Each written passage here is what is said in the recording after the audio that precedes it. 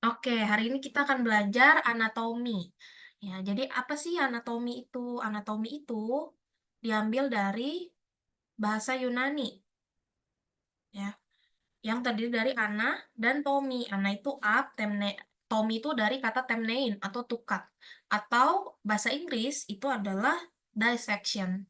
Jadi nanti saat kalian mulai masuk belajar di FK, kalau dulu di tempat aku ada tim diseksi, jadi ada anak-anak pilihan gitu dari dosennya yang membantu dosennya untuk mendiseksi gitu. Tapi diseksi itu artinya adalah memotong secara terpisah-pisah. Jadi Pergilah bawa adik dulu ke depan kan. Pergilah ke depan kayak kakak Jun bilang. Nanti kak angkut kerja, nanti kak angkut ganti sama balik. Bisa foto nggak? ada di Bisa sini nggak? aja ya. Bentar, Bisa bentar. nggak? Ini kita ganti, ganti kan. Kakak lagi Zoom kan. Oke, sudah dilihat ya. Oke. Ya, jadi anatomi itu dari bahasa Inggris, dissection yang artinya adalah memotong secara terpisah-pisah. Apa yang dipotong? Yang dipotong itu adalah kadaver. Ya, tadi teman-teman udah ada yang nyebutin tuh di kolom chat ya, ada kadaver. Jadi kadaver itu adalah tubuh manusia yang sudah meninggal yang diawetkan dengan formalin seperti itu. Oke, anatomi di sini adalah studi mengenai struktur tubuh manusia. Ini kalau kalian lihat di sini, ya ini zaman dulu ya. Jadi nanti kalian akan kayak ini nih, ini dosennya nih. Terus nih kalian nih murid-muridnya yang ngeliatin ya. Ini kadavernya. Ya, jadi saat kalian nanti di ruang anatomi harus fokus dan memperhatikan dosennya nunjuk apa nih strukturnya apa gitu. Kalau kalian beruntung, mungkin dari universitasnya ada dalam satu kelas bisa 4 sampai 6 kadaver, misalnya dalam satu ruangan ya, jadi kalian nggak berebutan. Tapi kalau misalnya kadavernya terbatas ya, mau nggak mau, mesti saling bantu-membantu tuh teman-teman sekelas gitu ya. Jadi yang satu nyatetin yang ini, yang satu nyatetin yang ini gitu. Yang ditunjuk sama dokternya. Ya, jadi anatomi itu adalah disiplin ilmu yang sudah ada sejak masa sebelum Masehi. Jadi udah lama banget gitu. Ya biasanya nanti kalau sebelum masuk ke ruang anatomi, ya kalian berdoa dulu nih. Karena kenapa? Karena kadaver itu adalah guru kalian gitu. Dulu kalau kita diajarin waktu masuk ruang anatomi kita berdoa dulu, masuk kita minta izin gitu. Pak, terima kasih ya sudah memberikan tubuhnya untuk kita pelajari. Karena kan ya apa kita pasti apa buka-buka lah, organnya kita pindah-pindahin lah karena kita mau belajarin gitu. Jadi kita izin dulu gitu punten gitu. Oke. Nah, ini terminologi anatomika. Ya, jadi istilah-istilah yang dipakai di anatomi itu biasanya menggunakan dua bahasa, yaitu bahasa Latin dan bahasa Inggris.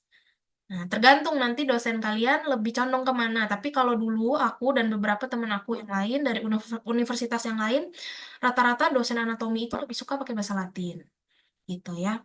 Tapi kalau di buku textbook itu lebih banyak pakai bahasa Inggris memang. Tapi kalau lagi ujian nih, ujian praktikum anatomi, harus pakai bahasa Latin. Kalau dulu aku, kalau bahasa Inggris sama dokternya ntar disalahin gitu. Ya, gitu ya. Tapi beda-beda kok. Beda-beda kulturnya, pasti setiap universitas beda-beda. Ya, menggunakan bahasa Latin dan bahasa Inggris. Kalau Latin ini contoh ya, musculus deltoideus. Musculus itu adalah bahasa Latin dari muscles. Ya, kalau bahasa Inggris berarti deltoid. Nah, deltoid itu yang mana tuh, Kak? Panggilnya Kak aja nggak apa-apa. Ntar kalau dipanggil dok berasa ketuaan banget. Ya ini ya, deltoid itu adalah di sini nih letaknya. Ya tempat dulu kalau kita mau vaksin BCG, mungkin kalau yang anak-anak zaman sekarang mungkin udah nggak di sini lagi ya. Kalau dulu kan di sini, yang ada bekasnya kadang tuh di situ. Ya itu adalah deltoid atau otot di bahu. Oke. Terus sekarang ada anatomy classification. Nah, ini dibagi dua. Yang pertama ada anatomi makroskopis atau gross, berarti kalau gross bisa dilihat dengan mata telanjang tanpa mikroskop ya. Kalau mikroskopis, nah ini yang kemarin udah dijelasin ya sama dokter Elvin ya kalau nggak salah ya. Histologi. Jadi yang kita lihat adalah selnya, organisasi sel, organ mikroskopis yang cuma bisa dilihat pakai mikroskop dengan perbesaran sekian gitu misalnya. Nah, kalau di sini anatomi itu kita pelajaran yang benar-benar kita bisa lihat dengan mata. Oke. Anatomi, gross anatomi itu terbagi lagi. Yang pertama menjadi regional anatomi. Ya, berarti region, region itu kan daerah, wilayah gitu ya. Jadi terbagi berdasarkan bagian besar tubuh manusia ya. Jadi misalnya anatomy of head and neck, berarti anatomi di kepala dan leher. Anatomy of thorax, berarti anatomi di dada kayak gitu. Jadi sesuai wilayahnya, sesuai daerahnya.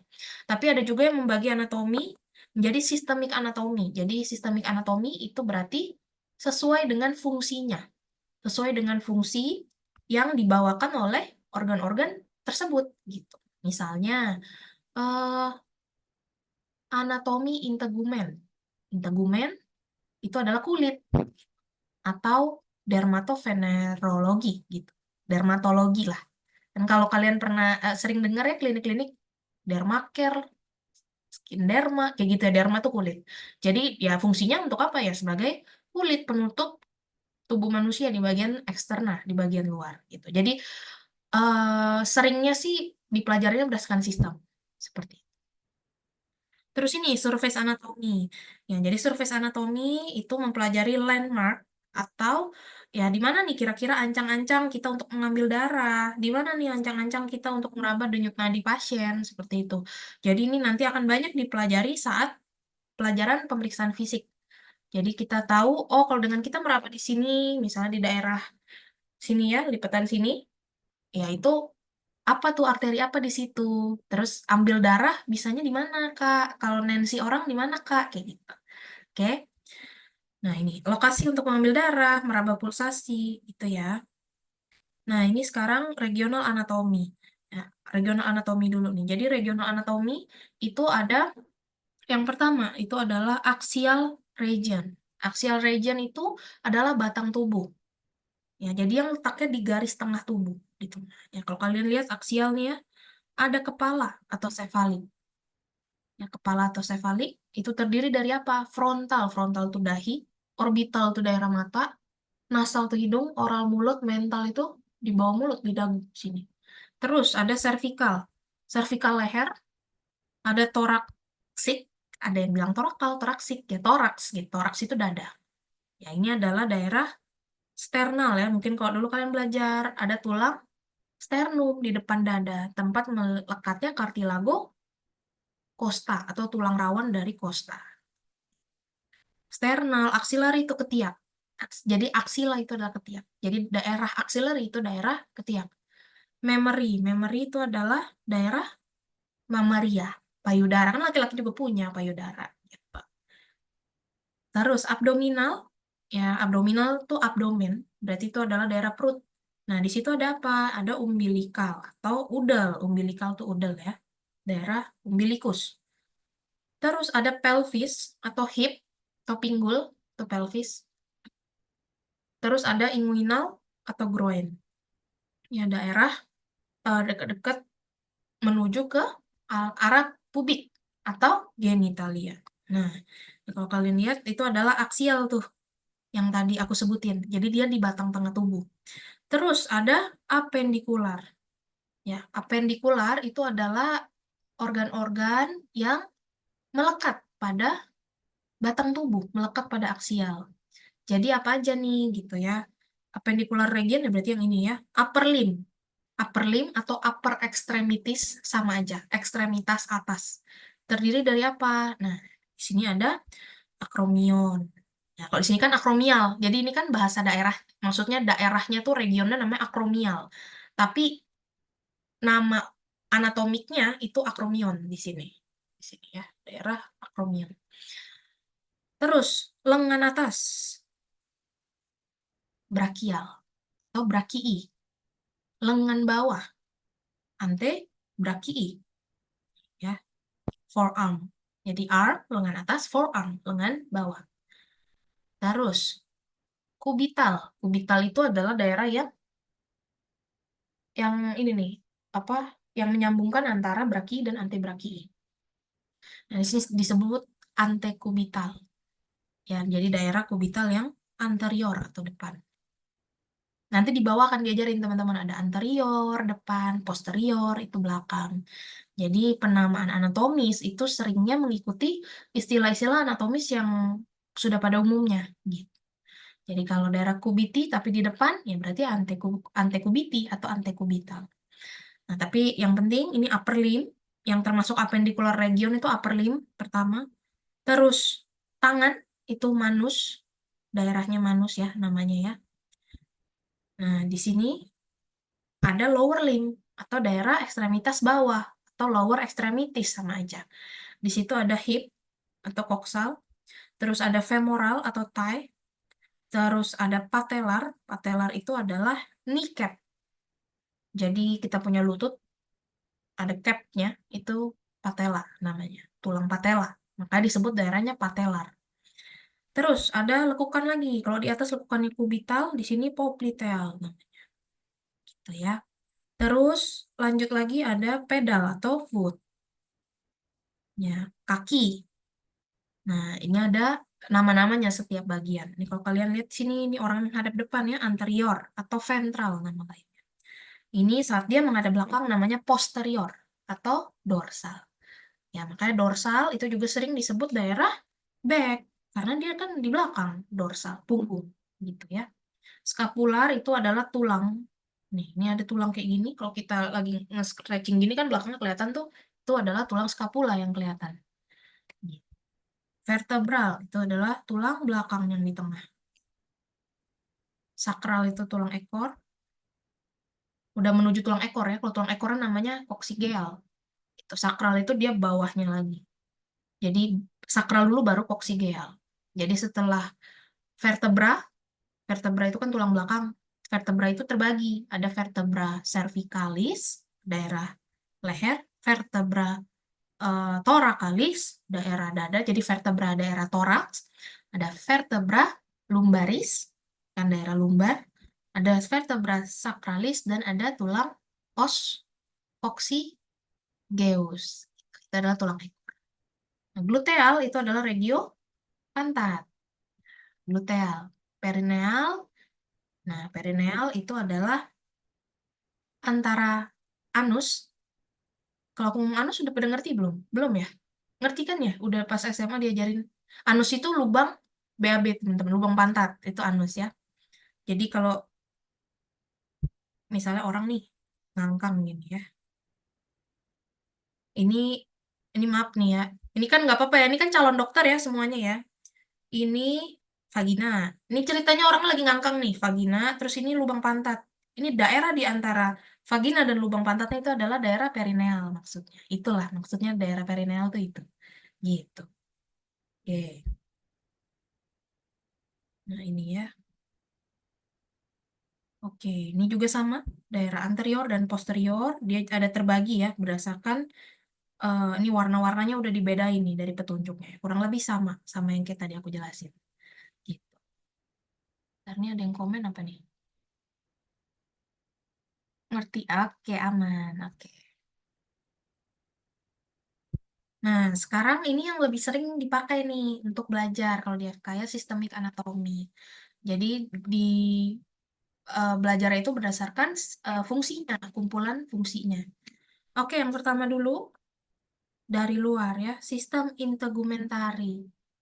Ini adalah kulit atau dermatologi. Ya, kalau kalian sering dengar skin derma lah, apa-apa, ada derma-dermanya gitu, skincare, segala klinik, ada derma, derma tuh kulit soalnya. Atau integumen, nama lainnya. Ya, dia di sini fungsinya apa? Fungsinya adalah untuk melapisi tubuh eksternal, kemudian melindungi jaringan, dan tempat sintesis vitamin D. Jadi kalau tubuh kita sering bawa ke matahari ya, berjemur di bawah jam 10 gitu, matahari pagi yang masih sehat ya. Nanti dia akan membantu mensintesis vitamin D. Jadi tubuh kita tuh punya vitamin D, tapi dia belum aktif kalau nggak kena matahari. Makanya mesti banyak jemur ya, jangan takut gosong. Kecuali matahari di atas jam 10 pagi loh ya, itu udah berbeda ya. Yang sehat kan matahari pagi gitu. Nah, di dalam kulit itu ada reseptor. Ya, jadi reseptor itu adalah fungsinya supaya kita bisa merasakan. Contohnya merasakan apa? Nyeri, tekanan, panas. Dia ada reseptornya di bawah kulit. Terus di bawahnya kulit itu ada kelenjar keringat ya atau sudorifera namanya, dan kelenjar minyak atau kelenjar sebasea. Nih, kalau kalian lihat ini kulit kita ya, kan ada bulu-bulunya tuh. Ya, ada hair follicle atau follicle rambut. Nah, di dalamnya ada kelenjar keringat, ya kan? Terus di sini dia punya lapisan juga. Jadi dalam kulit itu berlapis dia. Lapisan kulit paling luar itu adalah epidermis. Bawahnya itu adalah lapisan dermis. Nanti di bawahnya ada daerah subkutan, jaringan subkutan, subcutaneous tissue. Terus nanti ada deep fascia dan di bawahnya lagi baru otot skeletal. Otot rangka. Skeletal itu rangka ya. Skeletal itu kan dari skeleton gitu. Nah, ini kulit. Nah, terus sekarang kita ke skeletal. Skeletal itu tulang. Nah, kalau skeletal, dia fungsinya apa? Ya, pasti jelas melindungi dan menopang organ tubuh. Contohnya kayak ribs. Ribs itu costae, bahasa Latinnya ya. Biasanya kalau ada tulang, tulang itu depannya kita sebut os. Os. eh, Femur, gitu. Ada osnya depannya. Os radius, os ulna. Kalau dulu kan kita bilangnya tulang hasta, tulang pengumpil. Di FK itu udah jarang kayak gitu dipakai. Yang dipakai langsung bahasa Latinnya gitu ya. Nah, melindungi dan menopang organ tubuh. Ya kan kalau misalnya tulang ribs, dia melindungi apa? Melindungi paru-paru dan jantung. Kan dia di dalam sini ya, paru-paru, terus jantungnya di sini. Oke. Terus penyimpanan mineral. Oke. Dan produksi sel darah. Kalau penyimpanan mineral berarti di tulang kita kan memang kayak kalsium. Hanya harus minum susu kan kalau masa pertumbuhan supaya tulangnya memanjang dan kita makin tinggi. Kalau produksi sel darah itu di mana? Produksi sel darah itu di bone marrow atau di sumsum tulang. Jadi di dalam tulang, kalau kalian pernah makan sop sumsum ya, sup apa sih itu? Yang dikrokin gitu ya. Nah, itulah sumsum tulang, tempat produksi sel darah. Gitu. Nah, ini sama ya kalau yang tulang ini di sini anterior dan ini posterior. Tulang-tulang itu dia sifatnya atau bentuknya itu kurang lebih yang paling banyak bentuknya kayak pipa ya. Kalau kalian lihat di sini, ya kan ada tulang humerus nih, tulang lengan atas nih, humerus. Yang gede lagi tulang femur, ya kan, tulang paha. Terus kalau humerus dia punya teman radius ulna, yaitu tulang hasta dan pengumpil. Kalau si femur nanti di bawahnya ada tulang tibia. Ini tulang tibia nih yang kalau ditendang teman kita tuh sakit banget. Yang dibilang tulang kering tuh tibia. Kalau kaki kita ditendang itu kan sakit banget kan, itu tibia tuh ya. Terus tulang fibula. Nah, tapi ada tulang-tulang juga yang dia unik gitu bentuknya. Contoh, kranium. Kranium itu tulang tengkorak ya, atau skull, tulang tengkorak kepala. Nah, ini ada komen. Oh, bedanya radius dan ulna. Hah, manusia ada sumsum nggak, dok? Ada dong, manusia sumsum ada. Dok, bedanya radius dan ulna serta tibia fibula jika di kaki. Oh, kalau di kaki cuma ada tibia fibula, sayang. Kalau radius ulna dia cuma di tangan. Dan tulangnya tuh lebih pendek. Pasti kalau di tangan itu lebih pendek. Kalau di kaki pasti lebih panjang tulangnya. Gitu. Oke, maksudnya cara bedain, Kak, baik tangan maupun tibia fibula. Baik tangan maupun tibia fibula. Oh, nanti kalau misalnya dipisah-pisah gitu ya tulangnya ya maksudnya ya. Nanti kalau kalian lihat, biasanya preparat itu, bukan preparat, maaf. Kadaver itu nggak akan dikulitin, ada sih yang dikulitin sampai tulangnya. Tapi biasanya kalau tulang itu dia pakai ada plastisin gitu. Kayak kayak bentuknya tuh kayak tulang asli gitu. Dan besarnya sesuai tulang asli. Kalau radius dan ulna ya kalian lihat aja. Kalau si ulna, dia nanti ulna itu dia kan tulang pengumpil tuh bahasa Indonesianya. Jadi dia tuh nanti ujungnya melekatnya di kelingking. Nih, ini kelingking kan? Nih ulna. Jadi dia gede di awal, ujungnya dia kecil. Kalau radius kebalikannya, dia kecil di awal, ujungnya gede karena dia nempel ke jempol. Gitu. Kalau tulang tibia lebih besar dari, iya jelas. Tibia kan di bawah. Nih, tuh. Gede banget, pasti tulang di ekstremitas bawah tuh pasti lebih besar. Karena menopang berat tubuh. Tibia lebih besar daripada fibula. Iya, iya. Nih. Ini gede banget nih, lihat nih. Fibula cuma kayak gini nih. Tuh. Ini kayak ini nih, kalau kalian lagi makan. Ini lu jangan ditiru ya. Ini kayak kalau kalian makan chicken wings. Kan itu ada tulang gedenya, ada tulang kecil ya kan? Nah, itu kayak tibia, kayak tibia dan fibula. Gitu. Oke. Kok di RS saya nggak ada fibula? Oh, tapi kalau saat kalian praktikum pasti lengkap kok. Pasti ada. Karena kan buat belajar, pasti ada kok kalau tulang. Tenang aja guys. Nah, yang ini, oren ini aksial skeleton, kayak yang aku bilang ya. Jadi dia letaknya di tengah batang tubuh, itu aksial. Terus kalau yang warna kuning, ini ditandain gini, itu tandanya adalah apendikular skeleton, atau tulang-tulang apendikular, tulang-tulang yang tambahan, gitu. Yang melekat di batang tubuh maksudnya. Terus kalau yang putih, costal cartilage, cartilago costa atau tulang rawan, gitu. Dok, apakah ada perbedaan di bahasa Latin seperti tarsi, tarsus, tarsal? Hurufnya beda. Oke, kalau bahasa Latin memang dia agak kadang agak-agak eh, artinya tuh sama sebenarnya. Cuma penyebutannya kadang agak-agak mirip gitu. Kalau saran aku sih ikutin aja yang ada di buku. Kalau misalnya bukunya bilang tulang tarsus atau tulang tarsal ya nggak apa-apa, pilih salah satu aja. Cuma kalau yang maksudnya aku bilang kalau ada bahasa Inggris, bahasa Latin. Jadi kalau kalian tulis itu harus musculus gitu, nggak boleh muscles gitu. Karena kan mau pakai bahasa Latin tuh biasanya kalau ujian. Tapi kalau beda-beda satu dua huruf sih harusnya sih nggak apa-apa ya. Tergantung dosen kalian sih. Gitu ya. Terus ini articular cartilage. Jadi ada cartilago, artikular. Artikular itu adalah sendi. Ini kalau yang warna biru-biru gini. Nah, ini adalah tampak depan, anterior view.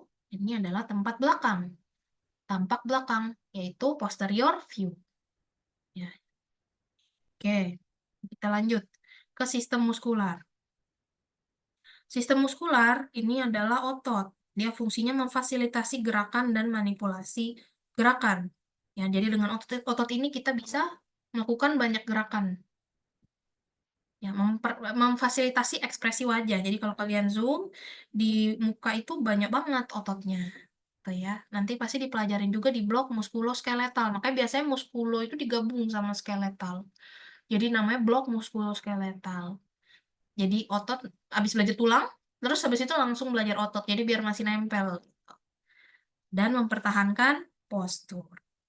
Biasanya otot-otot yang besar itu adalah ini ya, yang tadi deltoid di bahu, terus otot, bentar, ini kita lihat. Ini kan dia ada dua ya menghadapnya nih anterior, ada posterior.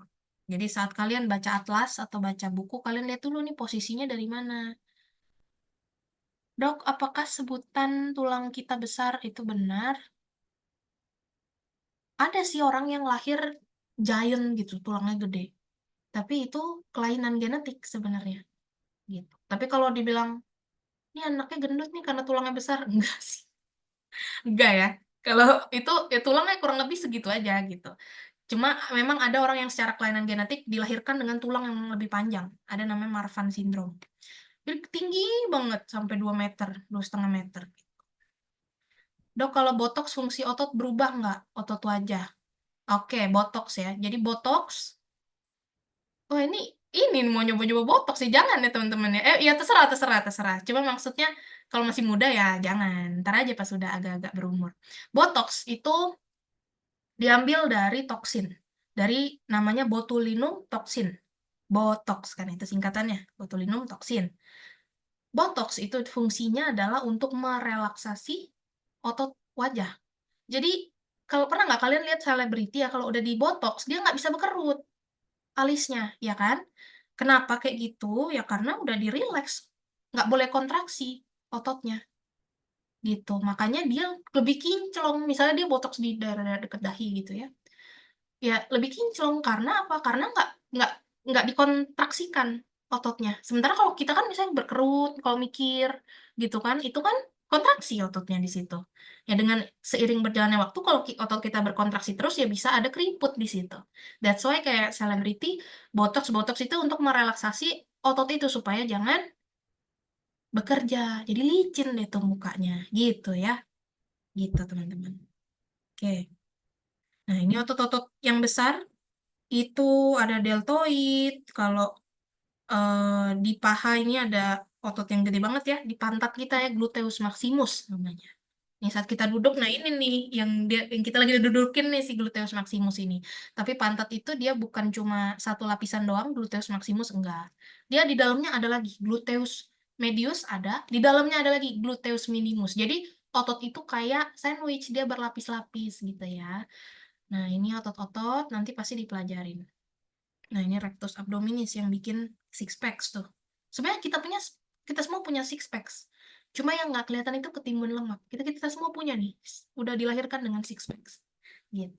Oke, ini adalah otot-otot ya. Nanti pasti dipelajarin pas lagi blok muskuloskeletal. Oke. Sistem limfatik. Ya, sistem limfatik dia ini berperan dalam imunitas. Mungkin kalau kalian pernah ada yang sakit demam atau sakit kelainan kelenjar getah bening. Jadi limfatik ini adalah kelenjar getah bening ya teman-teman ya. Dia itu tersebar di seluruh tubuh, ada di mana-mana, ada di leher, ada di bagian inguinal, ya kan?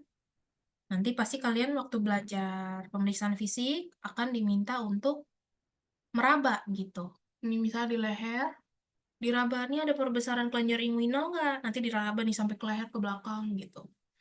Ya, biasanya mereka ini akan bengkak kalau misalnya ada infeksi atau misalnya ada ya tanda-tanda penyakit lah gitu.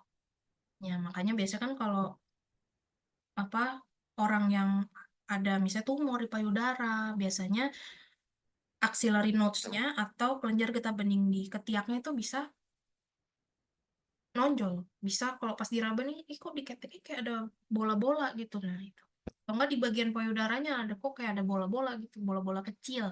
Jadi nodes atau bahasa Indonesianya nodul. Nodul itu artinya adalah penonjolan yang bentuknya bulat. Yang kalau pas kita raba, kulit itu berasa. Gitu ya. Oke. Tapi ini dia berperan dalam imunitas si sistem limfatik ini. Oke. Terus berikutnya, sistem kardiovaskular. Nah, ini seru ya nih ya pelajaran ini ya, sistem kardiovaskular. Jadi di sini kita belajar bagaimana sih cara jantung memenuhi kebutuhan nutrisi dan oksigen dari organ-organ tubuh. Gitu. Jadi di sini kan sirkulasi darah yang kaya akan oksigen, karbon dioksida, nutrisi, dan buangan atau waste. Nah, kalau kardiovaskular dia sirkulasi itu kan ada dulu waktu SMA kita belajarnya arteri dan vena. Atau ada yang bilang vena itu pembuluh balik. Biasanya kalau di textbook, arteri itu akan berwarna merah, vena itu akan berwarna biru. Kenapa kayak gitu? Karena arteri ini kayak O2, vena ini dia pembuluh balik kan? Balik kemana maksudnya? Balik ke jantung. Jadi pembuluh balik itu dia udah nggak kayak oksigen lagi karena oksigennya udah disebarin nih ke seluruh tubuh ceritanya. Jadi pembuluh vena itu dia warna biru karena dia lebih kaya CO2. Ini ya, ini adalah sistem kardiovaskular. Jadi kardio itu adalah core, core itu adalah jantung, vaskular ini adalah pembuluh darah. Jadi kalau ada kata-kata memvaskularisasi, gitu. Berarti memperdarahi. Gitu. Jadi pembuluh darah itu memperdarahi apa? Gitu. Memvaskularisasi, misalnya daerah lengan atas, kayak gitu. Gitu ya teman-teman ya. Jadi ini jantung. Ini kan ada aorta. Nah ini aorta ini dia adalah arteri yang besar banget aorta. Dia ada arc of aorta, lengkung aorta, terus nanti dia turun nih ke bawah aortanya, baru dia pecah jadi dua. Kalau vena, ya vena juga ada yang gede ya teman-teman ya. Vena itu biasanya yang sering dibahas itu superior vena cava. vena cava superior. Kalau ada superior, nanti ada inferior vena cava. Superior tuh atas, inferior tuh bawah. Nanti tenang aja aku jelasin di bawah. Gitu ya. Jadi ini adalah vena dan arteri nih yang mengedari tubuh kita. Ya, jadi kenapa sih kardiovaskular itu digabung gitu? Jadi kardio atau core, jantung, jantung itu bersifat sebagai pompanya, pump. Sedangkan vaskularnya itu berperan sebagai pipe atau saluran. Jadi jantung kan pompa, tapi kalau dia nggak ada salurannya, dia keluarin darahnya lewat mana? Nah, nggak bisa, harus lewat pembuluh darah. Makanya kardio dan vaskular itu selalu dijadiin satu. Nah, ini seru juga nih ya blok ini ya, kardiovaskular. Ya, biasanya sekalian belajar rekam jantung EKG itu. Pernah nggak lihat EKG? Yang kayak gini nih gelombangnya. Ini, nah, ini keputus. Nah, kayak gitu. Nanti dipelajarin di blok kardiovaskular. Oke, terus sekarang sistem syaraf. Nomor berapa sampai? 5. Sistem syaraf, ini nama lainnya neurologi. Neuro tuh syaraf. Ya, dia adalah sistem kontrol yang bertindak cepat. Ya, mungkin kalau kalian pernah misalnya tangan nih, tangan, terus kalian tanpa sengaja taruh di permukaan yang panas. Pasti kalian langsung tarik kan? Nggak usah mikir lagi. Ini panas ya, tarik tangannya. Enggak, dia cepet. Itu refleks ya. Jadi sistem syaraf nanti kalian akan belajar bagaimana sih cara otak dan sistem syaraf pusat dan sistem syaraf tepi itu memerintah tubuh kita supaya bisa bekerja secara berkesinambungan, secara fungsional gitu ya, dengan baik. Jadi dia bertindaknya cepat nih sistem syaraf ini, yang merespon perubahan internal dan eksternal tubuh dengan mengaktifkan berbagai macam organ. Jadi sistem syaraf nih kayak otak gitu kan. Jadi dia yang memerintah tuh otot, rangka itu untuk melakukan pekerjaannya sebagaimana mestinya. Nah, sistem syaraf itu kebagi dua. Yang pertama itu ada Central Nervous System, CNS, atau sistem saraf pusat, sama aja itu bahasa Indonesianya. Dia terdiri, ini yang hijau ya, dia terdiri dari brain, otak, dan spinal cord, chorda spinalis, medulla spinalis. Jadi dia, si spinal cord ini, dia yang ada di tengah-tengahnya tulang vertebra. Gitu ya. Vertebra itu kan tulang belakang tuh. Jadi spinal cord ini dia adalah isi di dalamnya si vertebra atau tulang belakang. Terus kalau ada sistem saraf pusat, ada sistem saraf tepi atau peripheral nervous system. Perifer itu kan daerah perifer, daerah pinggir. Perifer berarti sistem saraf tepi di pinggir. Nah, dia ada cranial nerve yang dia keluar dari otak. Jadi ini otak yang gede ini, nanti dia ada keluar, ada syaraf cranialis. Jadi ingat kalau kepala, tadi kita udah ada ketemu dua ya istilah ya. Kepala itu bisa disebut sefal atau bisa disebut kranial. Gitu. Tapi kalau untuk syaraf biasa disebut kranial. Jadi cranial nerve. Nerve itu kan nervus. Nervus itu syaraf. Jadi cranial nerve ini ada berapa? Biasanya kita tulisnya pakai angka Romawi kalau cranial nerve ini. Dia ada dari 1 sampai 12. Cranial nerve 1 sampai 12. Kalau spinal nerve banyak banget. Jadi dia yang keluar dari si spinal cord untuk mempersyarafi seluruh tubuh. Gitu. Oke, itu neurologi. Terus sekarang endokrin. Endokrin ini adalah hormon. Dia fungsinya untuk berbagai macam fungsi dan metabolisme tubuh. Oke, ini aku baru baca ada pertanyaan. Cara ngebedain arteri dan vena di kadaver. Oh, kalau di kadaver, oke. Kalau di kadaver, cara bedainnya, jadi kalau di kadaver itu berbeda sama di buku Sobota. Kalau Sobota kan ada warnanya ya. Biasanya arteri merah, vena biru, syaraf itu atau nervus itu warnanya kuning.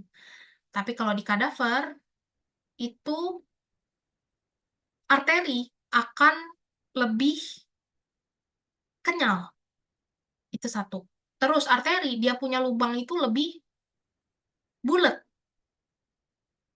arteri. Kalau vena itu dia tuh kayak balon kempes gitu teman-teman. Dia ada lubangnya. Lubang itu kita sebutnya lumen. Ya, dia lumennya ada nih arteri vena ya. Ini aku pernah main. Arteri, ini vena. Tapi kalau vena itu dia lebih lebih tipis gitu. Lebih tipis dan kempes gitu. Dia nggak bulat gitu kayak arteri. Kalau si nervus dia lebih kayak serabut. Bener-bener kalau kalian pernah buka jeruk ada serabutnya tuh putih-putih gitu kan? Nah, itu si nervus itu kayak gitu. Tapi kalau nervus yang besar ya dia serabutnya ya maksudnya nggak sekecil kayak jeruk ya. Jeruk kan tuh kecil banget tuh. Tapi dia lebih besar dari itu tapi bentuknya seperti itu nervus. Jadi kayak serabut-serabut gitu ya. Jadi nggak ada lumennya, nggak ada bolongannya di tengahnya kalau nervus. Itu cara bedainnya kalau dari kadaver. Itu ya. Tapi tapi kalau kalian udah sering nanti ngeliat kadaver, tahu kok ngebedainnya. Itu cara ngebedain yang paling gampang kayak gitu. Oke, semoga menjawab ya pertanyaannya ya. Terus nih kita lanjut, sistem endokrin itu adalah hormon. Ya, jadi hormon ini kelenjar hormon itu di tubuh kita banyak. Di otak aja ada. Ya, ada kelenjar pineal, kelenjar pituitari, ya nanti ada hipotalamus, hipofisis. Nah, itu di otak. Terus kelenjar tiroid yang kalau kalian ngelihat orang gondokan kan gede tuh di sini tuh. Nah, itu kelenjar tiroid. Nah, terus ada timus. Ya, timus ini dia sifatnya rudimenter. Jadi, setelah orang udah usianya menginjak remaja, dia pelan-pelan akan hilang organ ini ya, si timus. Terus ada kelenjar adrenal. Kalau kalian lihat nih, bisa tebak nggak nih organ apa sih nih? Ini apa nih? Kayak kacang nih apa nih? Kelihatan nggak gambarnya? Nah, ada yang benar tuh. Nah, oke. Banyak yang apa direct direct message. Oke, sama-sama, Rehan. Oke, ginjal, bener ya, ginjal. Kan kita punya ginjal sepasang, ya. Dia di atas ginjal itu ada topi, kayak topi gitu. Makanya dinamakan kelenjar adrenal. Ginjal itu ren. Ini aku tulis. Ginjal sama kayak kepala tadi ya, dia punya bahasa Latin tuh dua. Satu ren atau renal, dua nefros. Gitu. Dia punya dua bahasa Latin. Tapi lebih sering dipakai memang renal. Tapi nefros juga ginjal, artinya tuh sama. Nah, jadi adrenal gland ini dia adalah kelenjar. Itu kan itu tuh kayak tambahan gitu, tambahannya si renal. Jadi di atasnya renal. Jadi adrenal gland. Nah, bisa tebak nggak dia nih ngeluarin hormon apa nih? Adrenal. Ya, jadi kan ini ada adrenal, adrenal. Dia mengeluarkan siapa nih ngechat nih? Oh, nggak ada. Oke. Adrenalin. Kalau kalian lagi di naik wahana ekstrim, keluar dah nih adrenalin. Ya, adrenal itu dia nanti mengeluarkan adrenalin. Tapi ada nama lainnya adrenalin, yaitu epinefrin. Sama ini dua, nggak ada bedanya. Terus kok bisa sama? Ini sebenarnya sama nih. Epi, epi kalau kalian lihat inget kulit di atas bagian paling atas lapisannya apa tadi? Epidermis, ya kan? Bagian lapisan kulit paling luar, epidermis. Ini namanya epinefrin. Diambil dari kata epinefros. Jadi di atasnya ginjal gitu maksudnya. Nah, itulah. Makanya aku bilang istilah anatomis itu kalau kalian udah ngerti, sebenarnya bisa diartiin gitu. Contohnya ini. Jadi ya, adrenalin itu sama dengan epinefrin. Gitu ya. Nah, ini sedikit fun fact. Nah, itu jadi dia letaknya di atas renal, di atas ginjal, kayak topi. Terus ini ada pankreas. Nah, ini pankreas. Pankreas itu dia berperan untuk mengeluarkan hormon insulin untuk meregulasi kadar gula dalam darah. Ya, ini berperan penting pada patofisiologi atau perjalanan penyakit diabetes. Oke, terus ini ovary, ovarium dan testis. Pasti kan ada keluar hormon, bukan di situ? Nah, itu ya teman-teman. Oke, tadi ini nomor 7. Sekarang sistem digestif. Sistem digestif, digesti berarti mencerna makanan. Jadi proses pencernaan untuk memecah makanan menjadi unit yang dapat diserap tubuh. Jadi kalau kalian makan nasi, nasi itu terbentuk dari karbo, benar kan? Karbo itu nggak bisa langsung diserap oleh usus kalian, oleh lambung usus gitu, nggak bisa. Karbo harus dipecah menjadi polisakarida. Polisakarida dipecah menjadi disakarida. Disakarida pecah lagi menjadi monosakarida. Ya, monosakarida ini ada beberapa, tapi yang paling sering disebut-sebut itu glukosa. Gitu, teman-teman. Jadi yang bisa diserap oleh tubuh itu adalah glukosa. Ada lagi sih teman-teman yang lain, tapi kan kita nggak bahas sekarang. Yang paling umum ya glukosa ini. Jadi harus dipecah menjadi satuan unit terkecil supaya bisa diserap oleh tubuh kita. Gitu. Nah, mulai dari mana sih sistem digestif ini? Ya, dari mulut. Mulut. Kalau kalian dulu belajar, kalau SMA nih diajarin kok aku ingat ada amilase di mulut untuk mencerna karbo gitu ya. Nanti kalau udah makanan masuk, itu kita sebutnya kimus. Jadi kimus itu gumpalan makanan yang ntar didorong masuk ke usus supaya bisa dicerna. Gitu ya. Dari mulut nanti masuk ke esofagus. Nanti dari esofagus masuk ke stomach. Stomach itu lambung. Bahasa Latinnya gaster. Jadi kalau dulu kita belajar bahasa Inggris, stomach itu perut ya. Padahal kalau di bahasa medis, stomach itu cuma lambung doang. Cuma gaster. Gitu. Jadi stomach itu bahasa Inggrisnya gaster, bahasa Latinnya. Bahasa Indonesianya lambung.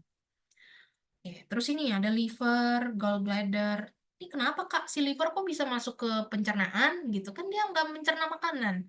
Iya, memang dia nggak mencerna makanan. Cuma dari liver itu dia membantu untuk mengemulsikan lemak dari kantung empedu, gallbladder. Itu yang warna hijau.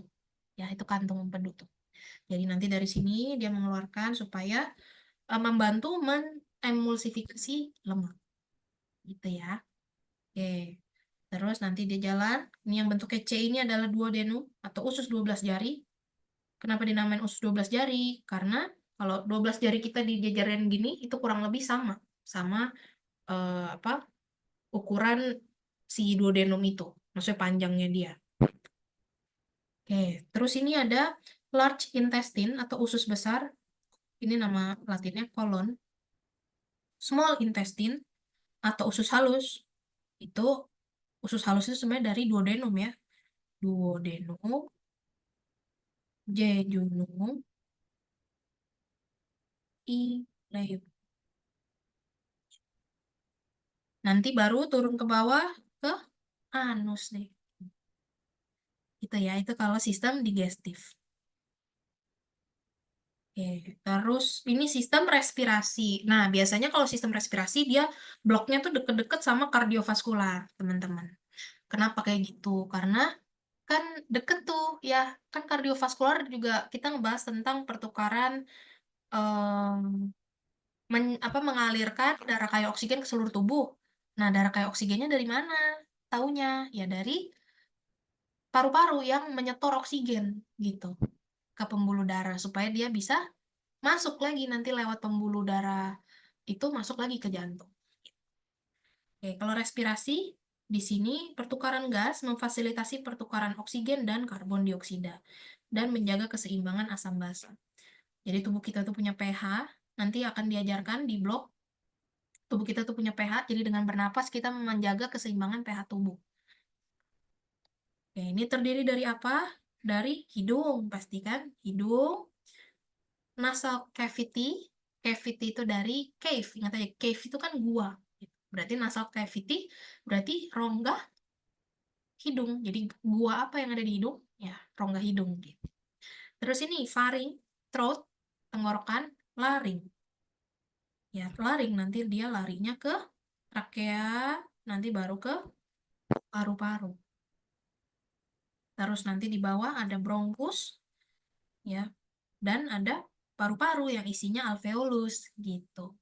Nah, biasanya yang sering terbalik itu adalah faring dan laring. Jadi kalau dulu aku ingetnya gini aja. Faring kan depannya F. Ya udah, berarti dia tempat makanan tuh lewat di situ. Faring, food. Laring depannya L. Ya udah, dia nanti berhubungannya sama lung atau paru-paru. Gitu. Jadi saat kita makan, ada katup namanya epiglotis, dia memisahkan jangan sampai kita punya makanan masuk ke paru-paru. Gitu. Jangan sampai kita hirup udara masuknya ke lambung, ntar jadi kembung deh. Gitu ya. Nah, kalau apa sistem respirasi ini ada upper respiratory tract, yaitu saluran pernapasan atas. Jadi kalau kalian sering dengar istilah ISPA nih, ya infeksi saluran pernapasan atas. Ini lower respiratory tract, jadi saluran pernapasan bawah, gitu ya. Oke. Nah, terus ini sistem urinaria. Berarti ini untuk pengeluaran urin, pengeluaran waste.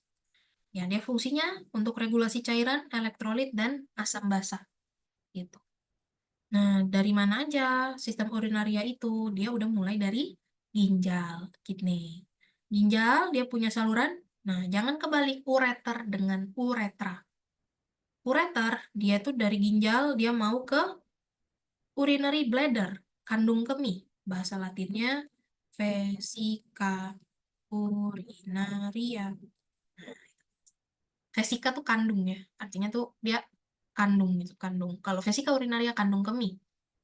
Nah, ini vesika bahasa Latinnya vesica velea, kandung apa gitu. Oke, kita balik lagi ke sini. Nah, jadi dari ginjal dia ke ureter, terus dia ke urinary bladder atau ke kandung kemih, baru dia ke ureter. Ya, jadi kencing itu urin, bahasa medisnya ya, urin sifatnya tuh steril. Jadi nggak boleh tuh di urin itu ada darah, ada gula, ada bakteri, ada sel, nggak boleh. Dia sifatnya tuh steril. Jadi kalau misalnya ada darah atau sel atau ada batu, ya itu ada kelainan berarti di sistem urinarianya. Diceknya lewat mana? Ya cek lab, urin, pipis, terus urinnya dilihat di bawah mikroskop ada apa tuh di situ. Dihitung, hitung jenis. Oke, terus sekarang sistem reproduksi. Ya pasti reproduksi dan aktivitas seksual. Kalau di laki-laki ada kelenjar prostat, terus ada penis, testis, skrotum, dan ada ductus deferens. Kalau di perempuan, dia ada mammary glands yang ada di payudara. Ada ovarium dan tuba uterina atau tuba fallopi dan lainnya. Ya, tuba fallopi itu kecil banget itu. Ada uterus atau rahim dan ada vagina. Ya. Uterus dan serviks itu beda ya. Uterus itu rahim. Kalau serviks itu adalah mulut rahim. Oke, aman sejauh ini belum mulai pusing kan teman-teman? Ngerti ya yang aku sampaikan tadi ya? Nggak apa-apa dicerna dulu pelan-pelan. Ini yang penting juga nih ya, anatomical positions. Ini adalah salah satu pelajaran yang paling awal mungkin. Kalau dulu aku ini awal banget diajarinnya waktu masuk FK. Nah, jadi ini harus dimengerti. Posisi anatomis, jadi posisi anatomis kita, oke ngerti dok, aman. Oke, bagus. Posisi anatomis itu adalah berdiri tegak, kepala, mata, dan jari kaki menghadap ke depan. Jadi yang di sini yang digambar ini adalah posisi anatomis. Kedua lengan lurus di samping, dia menghadap ke depan gini ya, telapak tangannya. Ini posisi anatomis. Anggota gerak bawah berdekatan paralel. Jadi kaki yang menghadap ke depan. Ya, ini adalah posisi anatomis namanya. Kenapa penting? Karena posisi anatomis ini dia menjadi acuan untuk kita menyebut organ dan untuk kita mendeskripsikan gerakan-gerakan tubuh itu dari posisi anatomis. Nah, ini sekarang bidang potong anatomi. Ya, kalau tadi kita tahu anatomi itu pasti ada dissection-nya, nanti dipotong-potong. Nah, kita harus tahu bidang potongnya. Jadi aku kasih tahu dulu 3 yang paling utama atau sering. Aku buletin dulu. 1, 2, 3. Ya, oke. Kalau ini aku jelasin dari yang kiri dulu ya, sagittal plane. Sagittal plane, kalau kalian lihat nanti di buku, ada misalnya potongan sagittal. Jadi nggak bingung lagi tuh sagittal plane itu apa. Jadi sagittal itu adalah, kalau kalian tahu Sagittarius, zodiak Sagittarius itu kan dia bawa panah kan. Jadi jadi ini orang nih lagi posisi anatomis terus dipanah gitu dari depan. Apa yang terjadi? Kebagi tubuhnya. Jadi kiri kanan. Gitu. Jadi sagittal plane membagi tubuh menjadi kiri dan kanan. Gitu ya. Jadi biasanya kalau misalnya nanti ada potongan sagittal itu ya berarti kita ngelihat tubuh yang udah sisi kanannya doang atau sisi kirinya doang nih kita lihat gitu. Apa bedanya dengan median? Oke, median itu secara umum disebut untuk garis tengah. Median itu kan medi eh, median itu kan kalau di matematika dia tengah kan, nilai tengah gitu. Jadi median itu membagi garis tengah. Sebenarnya kalau sagittal itu dia juga membagi kiri kanan. Median itu tapi dia membagi tengah. Sedangkan kalau sagittal itu dia membagi kiri kanan. Jadi misalnya kalau potongannya di sini juga bisa. Itu sagittal. Ya. Tapi kalau median plane ya tergantung nanti misalnya median plane of hand itu berarti garis tengah di tangan. Median plane of foot berarti garis tengah di kaki. Jadi kalau median plane dia benar-benar membagi dua secara rata. Kalau sagittal plane dia bisa membagi dua secara rata, bisa juga enggak. Gitu. Ya, jadi potongan sagittal misalnya potongan sagittalnya dia maunya di sini aja nih. Ya udah, berarti yang kanannya itu potongannya kuping, yang kirinya potongannya ya setengah setengah kepala ini sisanya gitu. Jadi sagittal itu dia membagi kiri kanan. Oke, aman ya. Kalau median plane itu berarti selalu di garis tengahnya. Dia membagi secara rata dua. Dibagi dua kan? Cet gitu. Karena pas di garis tengahnya. Sagittal itu dia membaginya ya udah kiri kanan. Mau dia lebih ke kanan dikit kek, mau lebih ke kiri dikit, yang penting dia membagi menjadi kiri dan kanan. Nggak peduli dia apa seimbang nggak kiri kanannya itu sagittal. Gitu. Terus frontal ini lebih sering disebutnya koronal ya teman-teman ya. Jadi kalau potongan koronal itu kalian ingat aja, koronal itu kan pernah nggak kalian lihat di berita eh the coronation of Princess Diana misalnya. Corona itu kan mahkota artinya.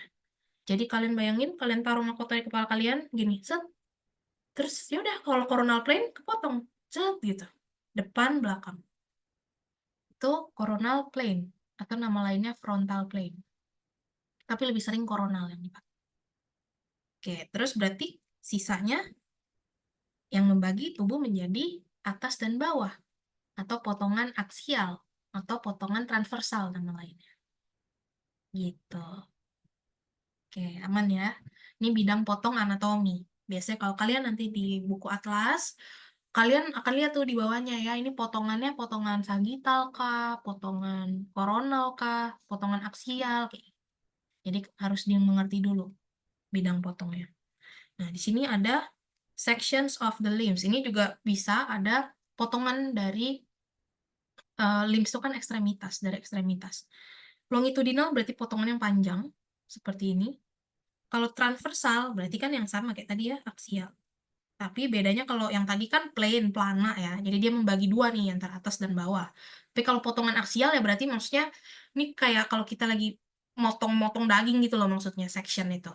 Jadi ya udah nih potongan aksial nih ya udah segitu. Gitu. Kalau oblik itu miring, gitu. Oblik itu miring.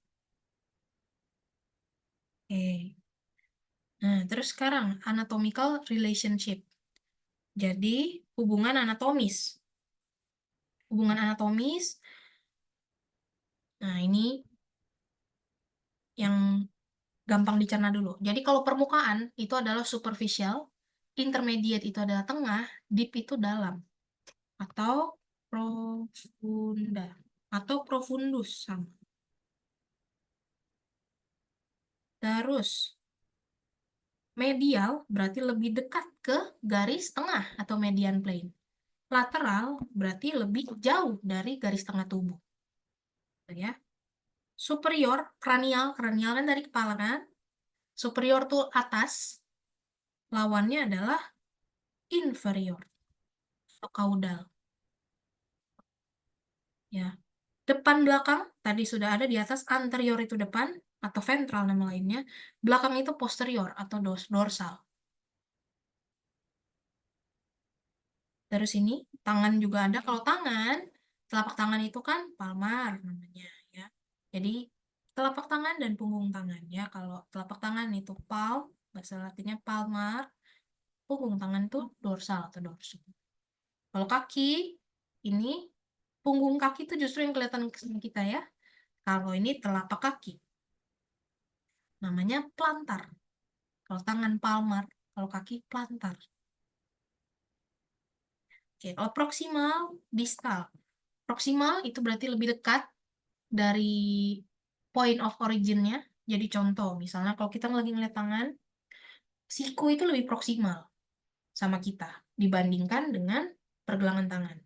Distal itu lebih jauh. Distance, jauh distal. Distal itu lebih jauh, berarti pergelangan tangan itu lebih distal letaknya daripada siku. Gitu ya, itu proksimal dan distal. Nah, ini sama ya. Superior mendekati kepala, inferior menjauhi kepala. Superior, inferior, atau kranial, kepala, dan kaudal. Kaudal itu bahasa Latinnya itu dari cauda, ekor. Nah, ini medial, lateral, itu patokannya adalah garis tengah tubuh. Proksimal, distal. Berarti ya ini lebih distal, lebih jauh. Ini lebih proksimal, lebih dekat. Sama, ini lebih distal, ini lebih proksimal. Anterior, ventral, posterior, dorsal. Dibagi oleh bidang koronal, yang kayak tadi aku bilang. Mahkota, cet, ditaruhin sini, bagi deh, depan, belakang. Nah, ini biasanya yang ini dipakai untuk mendeskripsikan suatu penyakit. Contoh, jumlah sisi itu kita sebutnya unilateral, satu sisi. Bilateral, dua sisi. Contoh, seorang pasien datang dengan tuli bilateral. Berarti telinganya nggak bisa dengar dua-duanya. Gitu. Atau seorang pasien datang dengan kaki lumpuh unilateral sebelah kiri. Ya udah, berarti kakinya berarti yang sebelah kiri yang lumpuh. Kalau kesamaan sisi, ini biasanya banyak dipakai untuk deskripsi penyakit syaraf, penyakit neurologi. Ini ada ipsilateral, kontralateral. Jadi ipsilateral itu same side of the body. Jadi lumpuhnya di ipsilateral, kanan. Berarti semua kanan yang lumpuh. Kalau kontralateral berarti opposite side of the body. Gitu. Jadi misalnya tangannya yang lumpuh kiri, tapi kakinya yang lumpuh kontralateralnya, gitu. Berarti berlawanan, gitu ya. Itu maksudnya.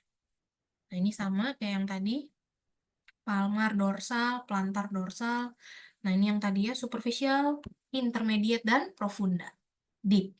Superficial itu di luar, eksterna, profunda itu di dalam. Oke. Sekarang gerakan. Gerakan itu adalah ada nama-namanya gitu. Yang pertama fleksi ekstensi.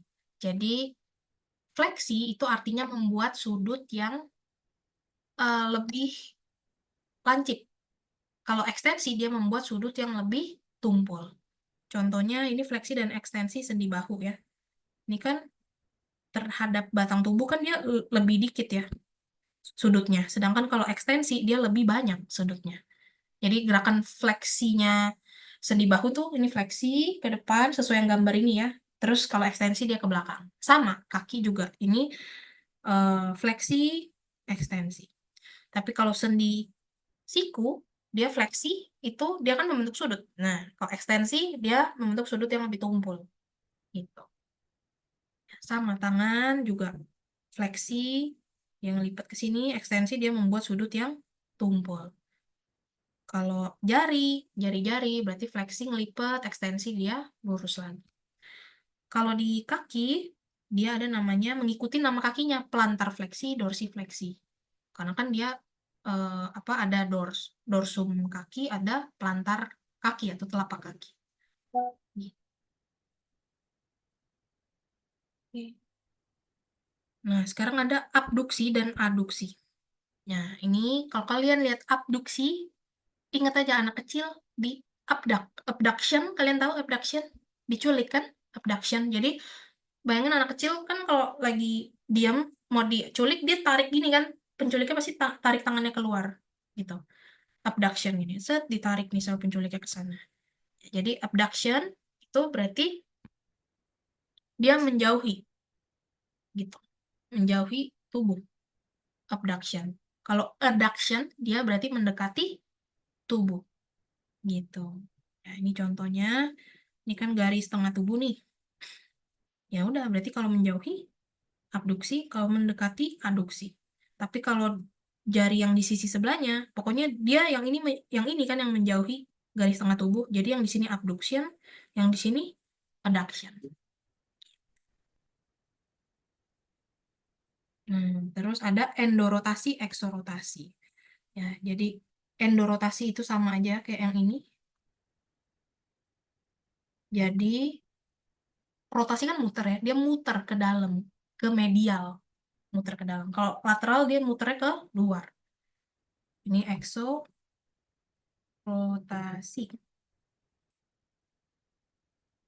Kalau sirkumduksi, dia membentuk gerakan circumduction atau melingkar, tapi eh, paha atasnya tuh dia tetap diam, titik awal atasnya diam, jadi bawahnya doang yang muter. Nah, terus gerakan ini, pronasi dan supinasi. Kalau dulu aku ingetnya, kalau minta supinasi kan kita tangannya tengadah gini ya. Gitu. Supinasi lawannya pronasi. Terus eversi, inversi.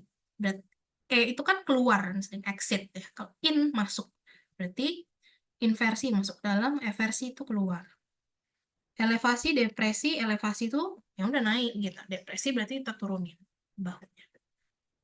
Retrusi dan protrusi. Ingat aja kalau pro kan berarti mendukung maju gitu kan? Berarti maju ke depan, protrusi. Kalau retrusi tarik ke belakang.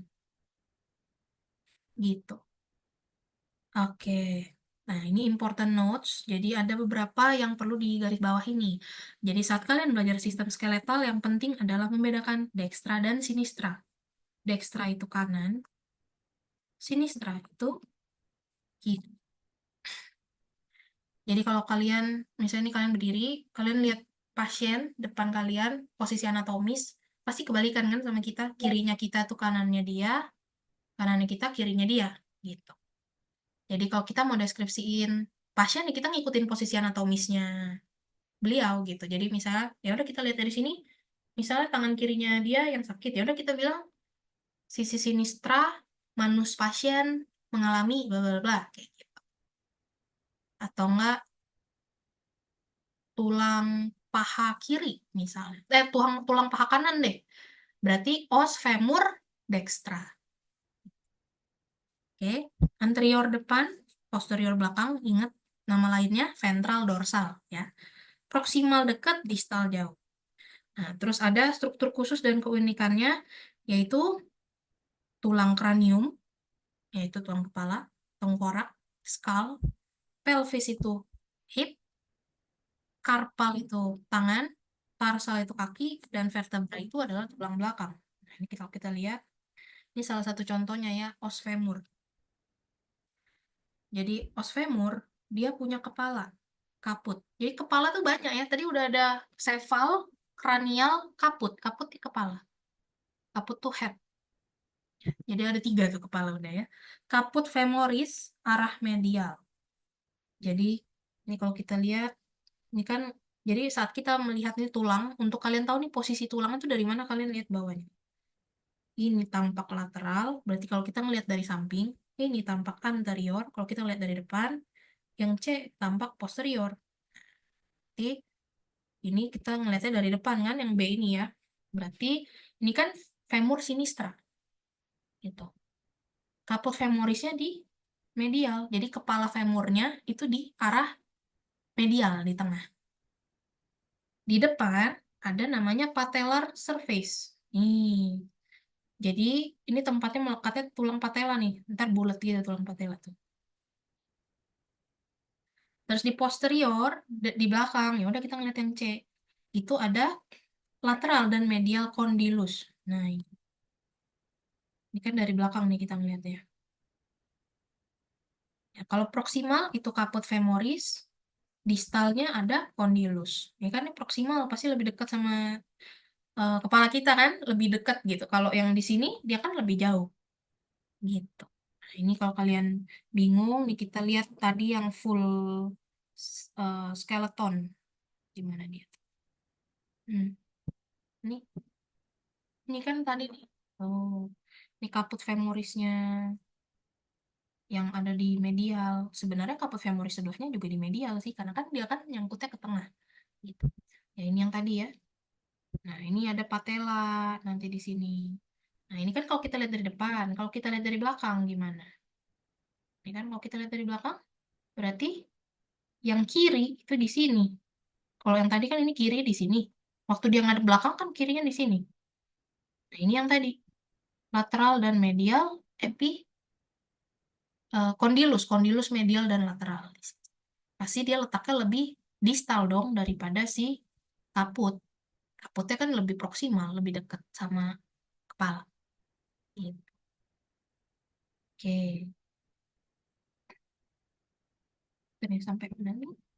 Nah, itu tadi udah femur, terus ada struktur-struktur khusus. Karpal, karpal itu tangan ya. Nah, ini karpal, ada tulang-tulang kecilnya. Ya, ini karpal. Kalau jari itu namanya falang.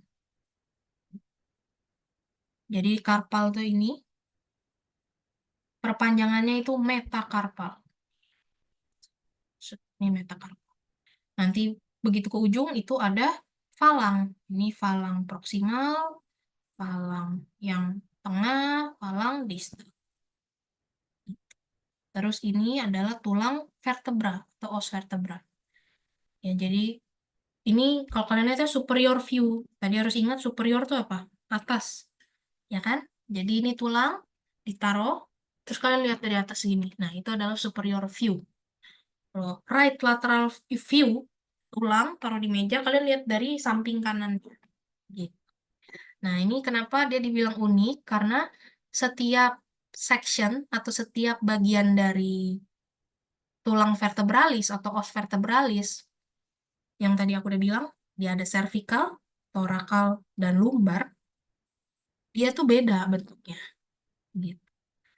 Ya, jadi ini ya cervical sama di leher dia lebih gepeng, thoracal karena dia menopang toraks, bentuknya lebih besar pasti. Lumbar karena dia udah mau ke daerah abdomen menuju ke daerah pelvis, dia yang nggak sebesar yang thoracal.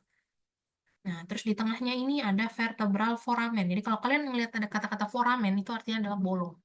Foramen itu lubang gitu, bolongan tempat lewat sesuatu. Jadi pasti di foramen itu tuh ada sesuatu tuh yang lewat di situ. Nah, kalau kalian lihat ini kan vertebral foramen, foramennya kan ada ya di sepanjang dia dari atas sampai bawah tuh ada vertebral foramennya. Ini buat apa sih? Kok bolong? Ya, ini buat tempat lewatnya sistem saraf pusat yang tadi di atas aku jelasin yang warna hijau. Ingat nggak? Otak kan di sini, di tempurung kepala. Di bawahnya itu kan ada garis kan tuh, yang warna hijau itu spinal cord, corda spinalis. Nah, itu lewatnya di vertebral foramen. Makanya harus hati-hati kalau misalnya olahraga yang ada loncat atau yang ada gendong orang terlalu berat, bawa beban terlalu berat, gitu ya. Kenapa? Karena kita punya sistem saraf pusat itu dilindungi sebenarnya sama tulang-tulang vertebra ini. Kalau misalnya tulangnya sampai retak, kita eh, bisa kena si korda spinalis yang ada di dalamnya di vertebra foramen ini yang udah dilindungin. Kalau kalau si spinal cordnya udah kena, tergantung levelnya di mana. Misalnya kena level torak, bisa kita jangan bukan kita ya, maksudnya bisa pasien tersebut lumpuh dari level toraks itu ke bawah. Ya, itulah pentingnya hati-hati ya, jangan olahraga yang terlalu ekstrim. Ya. Nah, ini dari lateral view, dia juga beda-beda. Ini cervical, ini torakal, ini lumbar. Nah, ini contoh-contoh struktur khusus lainnya. Ya, ini ada kranium atau tulang tengkorak. Ya, di sini ada neurokranium. Neuro, ingat neuro itu apa? Neuro itu syaraf. Jadi kranium yang melindungi sistem syaraf pusat yang yaitu otak. Neurokranium dan viscerokranium. Viscero itu adalah diambil dari kata visceral. Visceral itu adalah organ. Organ viscera gitu. Apa aja tuh di dalam situ kan ada mulut, lidah, palatung gitu.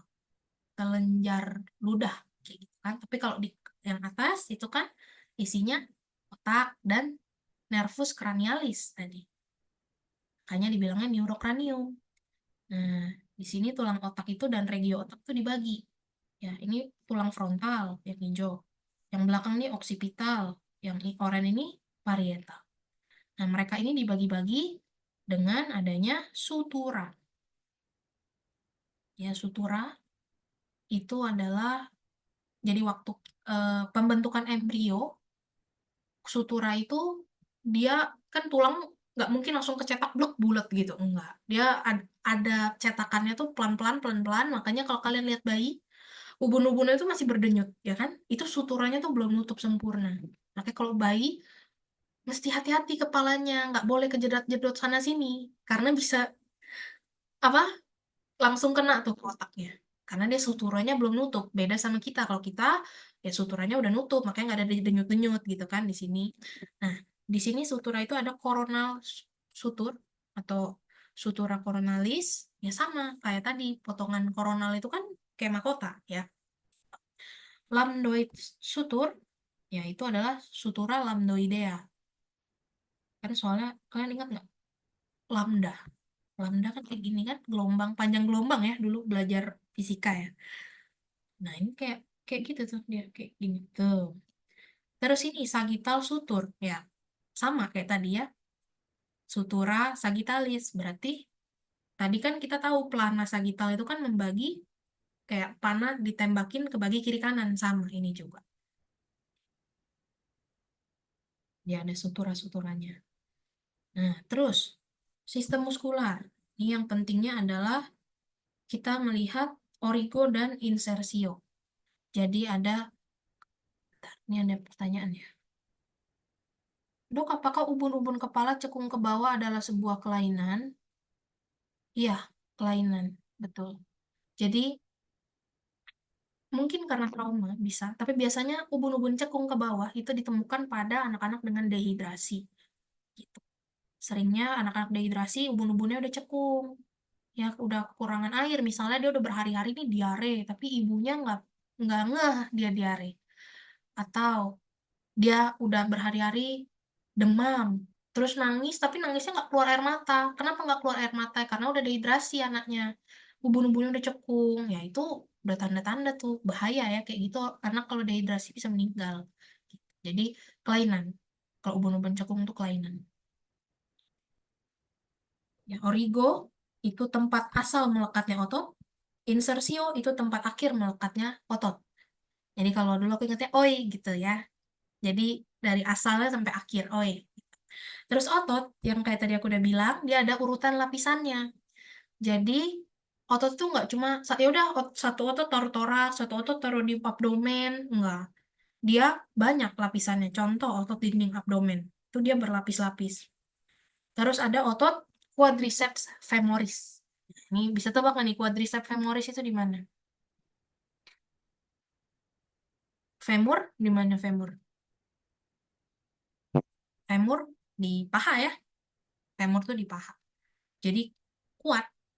Kalau kalian lihat ada quadriceps, kalian ingat ini kan biceps. Bicep tahu dong, biceps ini kan yang kayak kalau suka flexing, oh ini udah olahraga nih bicep. Nah ini bicep. B dua. Berarti biceps itu terdiri dari dua otot gitu. Tapi mereka merupakan satu kesatuan namanya biceps, letaknya di sini. Ada otot namanya triceps. Tiga. Triceps itu di bawahnya bicep di sini. Itu triceps. Nah, ini quadriceps. Berapa tuh? 4 berarti quadriceps femoris. Ya. Jadi quadriceps femoris itu adalah 4 otot yang menyatu membentuk paha atau thigh, kan? Jadi ini otot paha. Itu ada 4 sebenarnya. Cuma biar gampang nyebutnya nih quadriceps femoris. Jadi 4 otot yang ada di femur, femoris. Kan tulang tulang femur yang tadi tuh, yang tadi kita belajar kaput femur yang itu tuh, kan itu tulang paha. Nah, ini quadriceps femoris itu adalah otot paha yang terdiri dari 4. Nanti pasti kalian belajar kok, ya. Ada otot rectus femoris, ada eh, dan dia punya eh, otot vastus itu ada 3. Vastus medialis, vastus intermedius, dan vastus lateralis. Jadi kan ini ada 4 ototnya, gitu ya. Oke. Terus ini, musculus gastrocnemius. Gastrocnemius itu ada di betis. Ya, jadi dia origonya medial head itu ada di condycle medial femur. Jadi nih kalau kalian lihat dulu posisi kakinya. Nah, A ini posterior view, berarti kita ngelihat dari belakang. Ya. B lateral view, berarti kita lihat dari lateral atau samping. Jadi kalau kalian lihat origonya, berarti asalnya dia itu dari condycle medial femur. Nah, ya kan medial head of gastrocnemius. Jadi asalnya tuh dia di situ. Ini condycle medial, ingat kan yang tadi yang kita udah belajar di atas ada condycle medial, ada condycle lateral. Jadi dia sumbernya tuh dari sini nih origonya. Asal ototnya mulainya dari sini, yaitu dari condycle medial dan condycle lateral femur. Jadi dia punya ada kepala medial, kepala lateral di satu otot gastrocnemius ini. Terus nanti dia berakhirnya di mana insersionya? Dia di calcaneus via tendon calcaneal. Calcaneus itu tumit ya teman-teman. Dia punya tendon. Nah, tendon Achilles. Mungkin kalau kalian familiar kayak cerita itu ya, kelemahannya apa sih yang dewa-dewi Yunani itu loh, Achilles kalau misalnya ditusuk situ dia lari cepet banget, cuma pas dia kalau dipanahin di tendon Achillesnya udah dia nggak bisa ngapa-ngapain kayak gitu. Ini tendon Achillesnya calcaneal tendon. Oke. Terus lucunya juga kalau anatomi itu dia banyak istilah-istilah yang dari cerita gitu istilahnya gitu. Contohnya nanti ada kalian lihat pars petrosa. Jadi di bagian telinga sini, di bagian kepala itu ada bagian tengkorak namanya pars petrosa. Itu diambil dari kata Petrus. Petrus itu kalau di apa Katolik Kristen ya, Petrus itu kan batu karang artinya. Jadi itu bentuknya di sini tuh kayak batu karang, beneran gitu. Makanya dibilang Pars Petrosa. Kayak gitu. Jadi di balik nama-nama ini nih biasanya ada ceritanya. Tapi di nggak usah tahu juga nggak apa-apa. Yang penting hafal ya. Gitu. Oke. Ini ya calcaneal tendon. Ini calcaneus tumit. Ini kalau tampak dari samping gastrocnemius, ini tuh yang ini. Nah, ini ada medial dan lateral head. Ini kan kepala 2 nih, 1, 2. Terus di bawah ototnya itu ada soleus. Gitu ya. Oke, nah terus ini otot dinding abdomen ya. Nanti kalau kalian lihat di kadaver tuh kalian akan lihat yang kayak gini. Ya, jadi bentuknya beda sekali sama yang ada di Sobota memang. Tapi Sobota tuh membantu juga belajar. Kalau kalian mau belajar yang mirip-mirip kadaver, itu ada buku namanya Yokochi. Kayaknya sih kalau aku lihat di yang di-share sama Heparen tuh ada kok Yokochi. Aku nggak beli buku aslinya soalnya terlalu mahal. Tapi di situ itu adalah kadaver yang difoto gitu. Tapi kalau dulu aku belajarnya pakai Sobota ya teman-teman. Baru pas ngelihat kadaver tuh, agak berbeda ya gitu. Ya, dia bentuknya kayak yang kanan ini nanti di aslinya. Nah, ini ya, lapisan-lapisannya. Jadi kalau di luar itu ada eksternal oblik. Nanti di dalam dia internal oblik. Jadi ingat oblik, ingat nggak tadi? Di atas potongan oblik tuh potongan miring kan? Kalian lihat serat ototnya, miring. Ya kan? Internal oblik miring sih, tapi beda sama eksternal. Dia kayak gini. Terus yang otot lebih dalamnya lagi, transversus abdominis. Jadi otot yang transversal. Kalian ingat transversal? Potongan transversal? Lurus kan dia. Transversal kan tadi temennya aksial. Aksial atau transversal kan. Jadi transversus abdominis ini seratnya lurus. Nih, gitu. Nah, ini si six pack ini ya, rectus abdominis. Oke. Jadi dia punya lapisan-lapisannya. Ini dari superficial, ingat kalau superficial itu berarti paling luar, itu ada external oblik. Jadi dia seratnya itu oblik, miring, dan di luar letaknya. Di dalamnya ada internal oblik, oblik juga, cuma dia di dalam, dan rectus abdominis di sini ya, yang kayak roti sobek ini nih, opa-opa kalian tuh kalau lagi narik tuh itu yang kelihatan ya. Nah, terus ini profunda itu dalam, ada transversus abdominis. Yang tadi aku bilang seratnya itu letaknya transversal, lurus, transversus abdominis. Jadi dia otot-otot kita itu nggak cuma satu, dia berlapis-lapis, lapis-lapis. Banyak lapisannya. Oke. Terus ini sistem vaskular. Ya, ini yang tadi aku bilang namanya pembuluh darah, dia pasti bercabang. Ya, karena kan dia mau memperdarahi banyak organ, banyak regio gitu.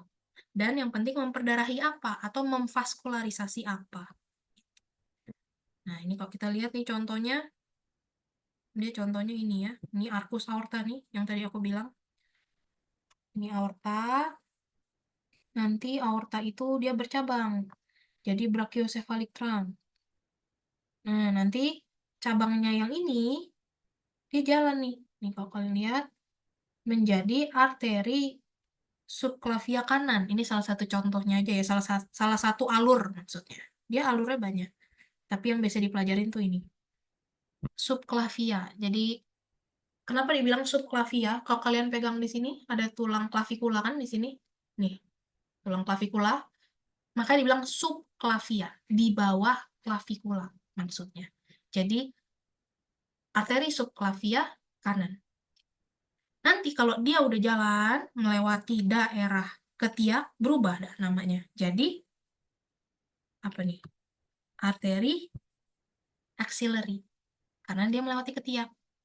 Nanti kalau dia turun, dia berubah lagi namanya. Jadi arteri brachial karena kan di sini daerah brachii, ya kan? Arm, brachii. Nanti kalau turun, nah meskipun dia di sini nama daerahnya antebrachii, nama arterinya bukan arteri antebrachii ya teman-teman ya. Dia kepecah jadi dua. Kan jalan nih. Set, pecah dia. Jadi arteri yang sesuai sama tulangnya. Arteri radialis dan arteri ulnaris. Nah, ini salah satu jalurnya aja yang paling sering dipelajarin nih, yang kayak gini nih. Oke, ini contohnya ya, arteri axillaris, brachialis, pecah menjadi arteri ulnaris dan radialis.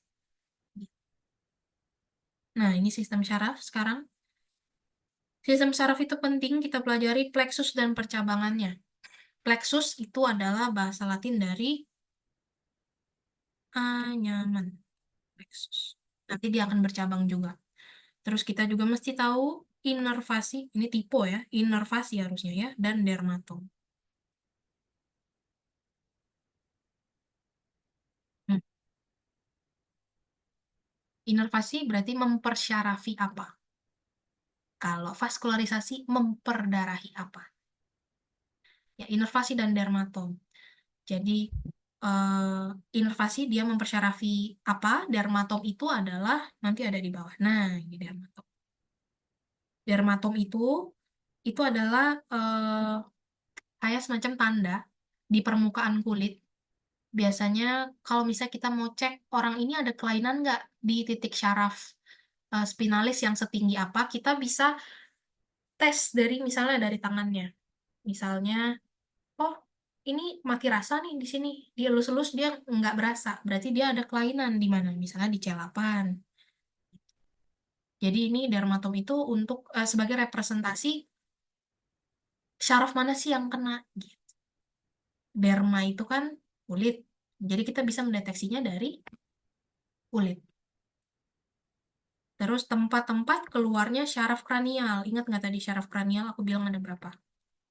Cranial nervous ada 1 sampai 2. 12. Betul. Berarti menyimak tuh. Hebat. Hebat nih Bagus juga, Yohana juga. Oke. Nah, ini plexus brachialis. Ya, ini plexus brachialis. Jadi plexus itu bukan cuma di brachialis doang. Ada plexus lumbaris, ada plexus sacralis. Cuma nih dikasih contoh aja plexus brachialis. Kenapa? Karena dia letaknya di daerah dekat brachialis atau daerah dekat arm. Nah, ini tempat keluarnya dia ya. C5, C6, C7 itu cervical maksudnya. T ini torakal. Jadi ini dia keluarnya dari sini nih. Makanya kenapa kalau anak kecil nggak boleh kalian main angkat. Kan anak kecil tuh gemes ya. Kadang kita mau angkat tangannya, kita tarik badannya. Itu nggak boleh. Bisa ketarik. Ya, punya syaraf.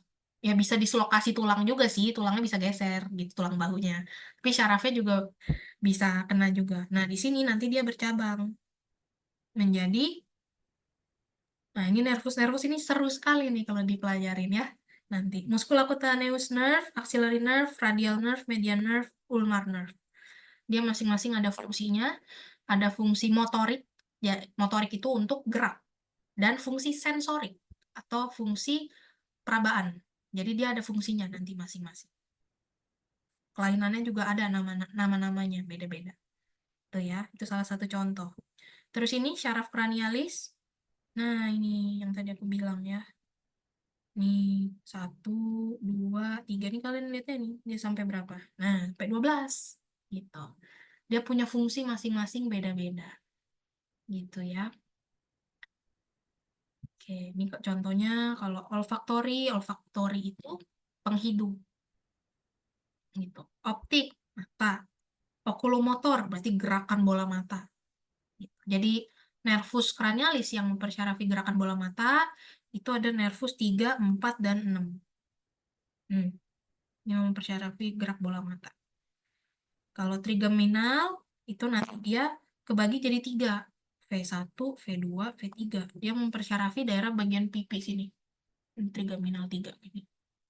Wah, gelap banget sebentar. Gelap sekali, baru sadar. Oke, terus fasial. Fasial nerve itu nervus 7. Fasial kan muka ya, mempersyarafi bagian wajah. Terus ada vestibulocochlearis. Mungkin familiar dengan cochlea. Vestibulum, cochlea itu di telinga.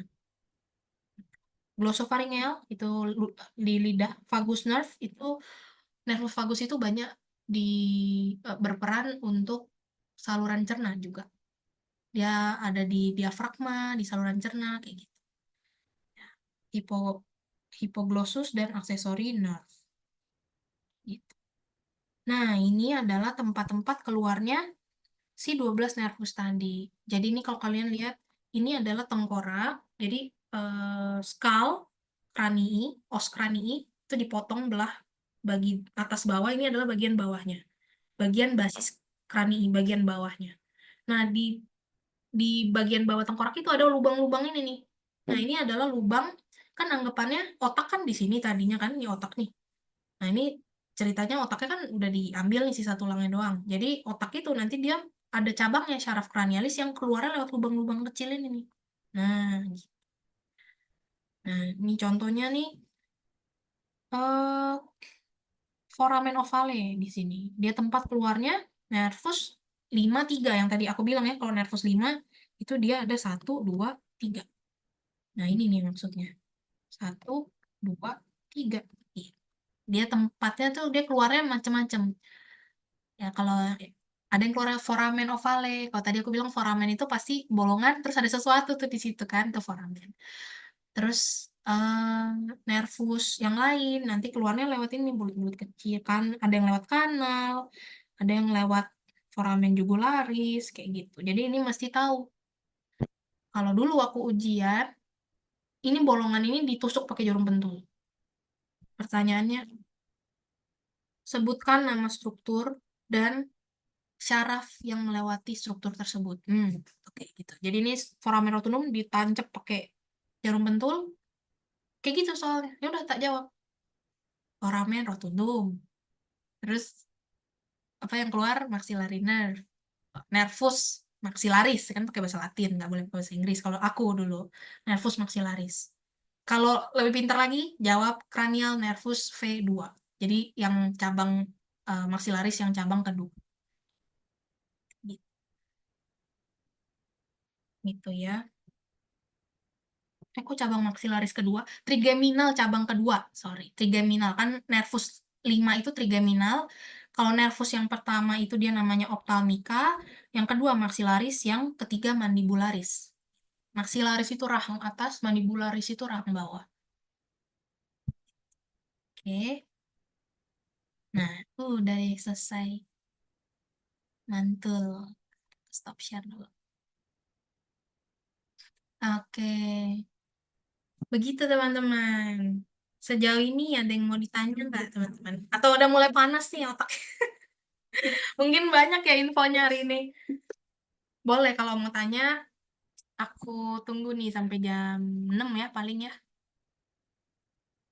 Kalau mau tanya-tanya atau mau ngobrol, boleh. Seputar FK. Panas. Panas ya otaknya ya. Nggak apa-apa. Kan belum masuk FK. Jadi nggak apa-apa kalau masih bingung.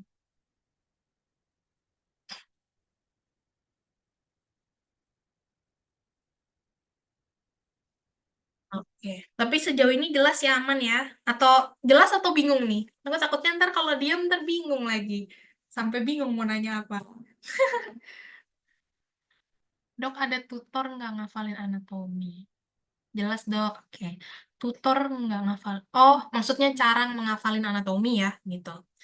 Kalau anatomi, dulu aku belajarnya itu pakai jembatan keledai. Jadi kalau misalnya ada yang aku bisa bikin sendiri, aku bikin. Tapi kalau misalnya bingung, aku kadang cari di YouTube kayak cara cepat, pakai bahasa Inggris ya tapi nyarinya ya. Maksudnya mnemonic aku ngetiknya. Mnemonic itu kan singkatan yang udah dibikin tuh, yang bikin kita gampang hafal. Apakah anatomi yang sekarang dibahas sudah keseluruhan atau lebih luas? Oke, jadi yang tadi dibahas itu cuma superficialnya doang, teman-teman. Jadi cuma menyentuh permukaannya saja. Kalau anatomi nanti kalian udah belajar di FK, tentunya pasti lebih dalam. Nanti per regio, per bagian, kayak gitu. Ya, pasti lebih dalam. Tapi maksudnya yang hari ini aku jelasin itu seenggaknya udah menjadi bekal supaya kalian waktu masuk tuh nggak ngeblank gitu, nggak bingung-bingung banget nih apa ini kayak gini gitu. Ya, jadi menjadi guide supaya kalian udah ngerti nih begitu masuk, oh ternyata ada ini ada ini. Rekomendasi buku anatomi. Dulu aku belajarnya Sobota, sama kalau mau lihat yang kadaver itu aku belajarnya Yokochi gitu. Tapi lebih banyak Sobota sih biasanya kalau buku anatomi tuh. Untuk kuliah enakan e-book atau beli buku langsung. Tergantung budget dan tipe belajar kalian. Kalau kalian tipe yang harus megang, kalau aku tuh sebenarnya aku lebih suka buku langsung. Karena bisa dicoret, bisa ini kayak lebih nemplok gitu di otak. Cuma kan kadang ada buku yang mahal ya. Maksudnya mahalnya nggak masuk akal gitu. Jadi ya udah kalau itu e-book gitu sih. Mending satu series atau gimana? Dulu aku satu series sih belinya. Jadi dapet diskon. Soalnya kalau semuanya dibutuhin sih kalau anatomi itu. Atau enggak online juga nggak apa-apa, maksudnya Sobota yang online juga nggak apa-apa. Kayak iPad worth it nggak? Kalau dulu sih, kalau kalian merasa lebih mudah ya, kalau iPad tuh kan enaknya ada slide, terus kalian bisa import, kalian bisa coret-coret ya di slide-nya, nggak usah ngeprint, nggak usah. Kalau dulu kan zaman aku kuliah tuh iPad semuanya nulis sih, kalau zaman aku kuliah gitu. Lebih worth it aja sih kalau iPad, kalau emang kalian rajin gitu ya, H-1 kalian udah downloadin slide-nya, nanti pas dosen ngejelasin kalian tinggal coret-coret di situ sih yang worth it aja. E-booknya dibeli atau gimana, atau dikasih dosen. Biasanya dosen akan merekomendasikan ya, kayak misalnya kalian bisa baca di e-book ini, atau di textbooknya ini namanya. Tapi kalau e-book sih nggak usah beli, banyak kok online. Atau minta kakak tingkat, atau Heparen kayak udah ngasih juga linknya gitu, buat e-book. Mm-mm.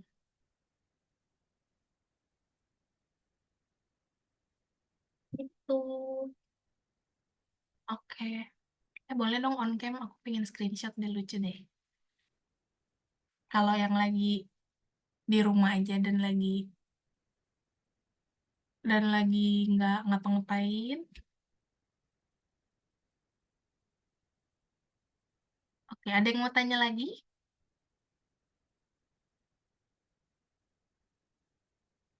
Halo, Hadi. Ih, udah sore ya, udah pada halo, Sylvia. Wes, wes seneng nih aku kalau nyalain itunya. Oh, kasih tip kuliah di FKUB. Saya, saya apa nih? Saya maba UB. Oh, ih seneng banget pada on cam. Oke, oke, oke. Ntar kita foto ya bareng-bareng ya. Tips kuliah di FKUB. Kalau di UB tuh dosen anatomi yang dulu tuh killer banget tuh udah nggak ada sih, seinget aku ya. Udah nggak ada sih, cuma ini apa sama aja tetap anatomi sih. Yang tadi aku jelasin tuh udah cukup sih harusnya. Anatomi, fisiologi itu semester-semester awal. Oke, ini kita coba foto dulu ya teman-teman ya. Bentar, kita coba foto dulu. Oke, nanti aku tag juga ya. Nggak apa-apa kan aku tag? Oke, kita foto. Satu, dua, tiga. Oke.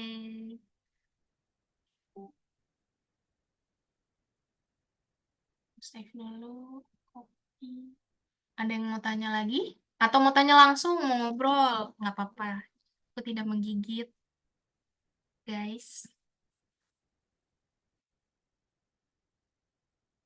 Pokoknya kalau kuliah FK tuh dibawa ini aja teman-teman, jangan dibawa stres. Pasti awalnya pasti overwhelm. Kaget kan? Cuma nggak lama-lama bisa kok. Jadi tidak usah panik. Yang penting eh, setiap hari seenggaknya belajar ya 1 jam lah baca gitu. Sama kalian kalau bisa cari temen kelompok belajar gitu karena FK itu kan banyak ujian praktek ya, OSCE kayak gitu, praktikum. Kalau dulu sih aku ngerasa lebih nyantol kalau belajar sama temen kalau OSCE ya kan, karena harus role play kan sama teman-teman lain. Teman kita jadi pasien, kita jadi dokter, ntar gantian. Kita jadi pasien, dia jadi dokter, gantian. Jadi cari kelompok belajar yang memang cocok. Ini apa nih, kalau ujian kalau ujian terus ada remet itu hal biasa atau? Oh, biasa kalau ada remed. Nggak apa-apa kalau ada remed mah. Biasa kok itu. Dok mau tanya untuk tugas FK itu gimana ya contohnya? Dia setiap universitas pasti beda-beda kebijakannya. Cuma biasanya tugas FK itu biasanya PBL. Kalau PBL itu akan ada dari semester awal sampai akhir ya kalau di UB. Jadi PBL itu problem based learning. Jadi nanti kalian akan dikasih kasus. Nanti akan ada tuh pertanyaan-pertanyaannya, terus besok atau 2 hari kemudiannya kalian akan disatuin dalam grup kecil, terus ada dosen pembimbingnya, dokter pembimbingnya satu, gitu. Jadi ngebahas tuh kayak misalnya kalau ada pasien seperti ini, patologi penyakitnya gimana, terus diobatinnya gimana, cara kita edukasi pasiennya gimana. Nah, itu satu-satu tuh dibahas di situ. Jadi grup kecil. Itu contoh tugasnya. Atau enggak tugasnya ya bikin PPT, bikin eh iya sih bikin PPT, terus ngerjain ini sih paling kayak tugas nulis. Jadi misalnya kalau dokternya minta tuliskan 12 syaraf kranialis, fungsi dan eh, apa jalur keluarnya dari mana, ya udah kalian bikin. Dok, waktu maba pilih KRS-nya gimana supaya IPK stabil? Oh, kalau dulu aku ditentuin IPK ininya apa blok belajarnya udah ditentuin dari kampus. Jadi ya udah tinggal ngikutin aja gitu. Setahu aku kalau FK emang gitu kan ya? Maksudnya di ini, nggak dibebasin kamu milih ini ntar jadi berantakan. Jadi kayak udah dipaketin gitu loh dari kampus kayak ini semester satu nih ini kamu belajarnya. Dok, kalau tutorial sama skill lab itu ngapain aja? Skill lab, skill lab dulu aku semester satu ini sih paling latihan ngambil darah, latihan tensi dulu, nggak langsung ngambil darah, latihan tensi, pemeriksaan fisik, jadi apa cara pakai stetoskop, terus regio-regio abdomen, regio toraks yang bisa didengerin suaranya kayak gitu. Cara Dokter Devina survive di FK semester satu gimana, Dok? Terima kasih. Oke. Dulu kan aku rantau ya ke UB ya. Aku tuh orang Jakarta. Cuma kuliahnya di Malang, di Brawijaya. Jadi dengan segala perubahan tempat, perubahan apa jadi sendiri tinggalnya gitu. Sebenarnya semester satu itu mau nggak mau harus rajin sih kalau mau survive. Soalnya bedanya tuh mencolok banget antara SMA dan FK. Apalagi kalau semester satu kalian kan, aku nggak tahu kalau dulu tuh aku ada ospek. Jadi pas lagi udah mulai pelajaran tuh masih ada ke sisa-sisa tugas ospek nih kalau nggak salah ya.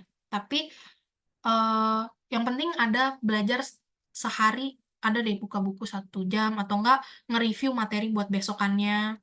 Kalian baca dulu slide-nya. Jadi pas dosen yang ngejelasin tuh enggak, ah ini apa ya gitu, enggak bener-bener ngeblank. Sama cari support system yang bagus teman-temannya. Jadi jangan sampai kalian keikut sama kelompok belajar malah jadi tambah malas atau jadi main terus bawaannya pergi mulu, jangan.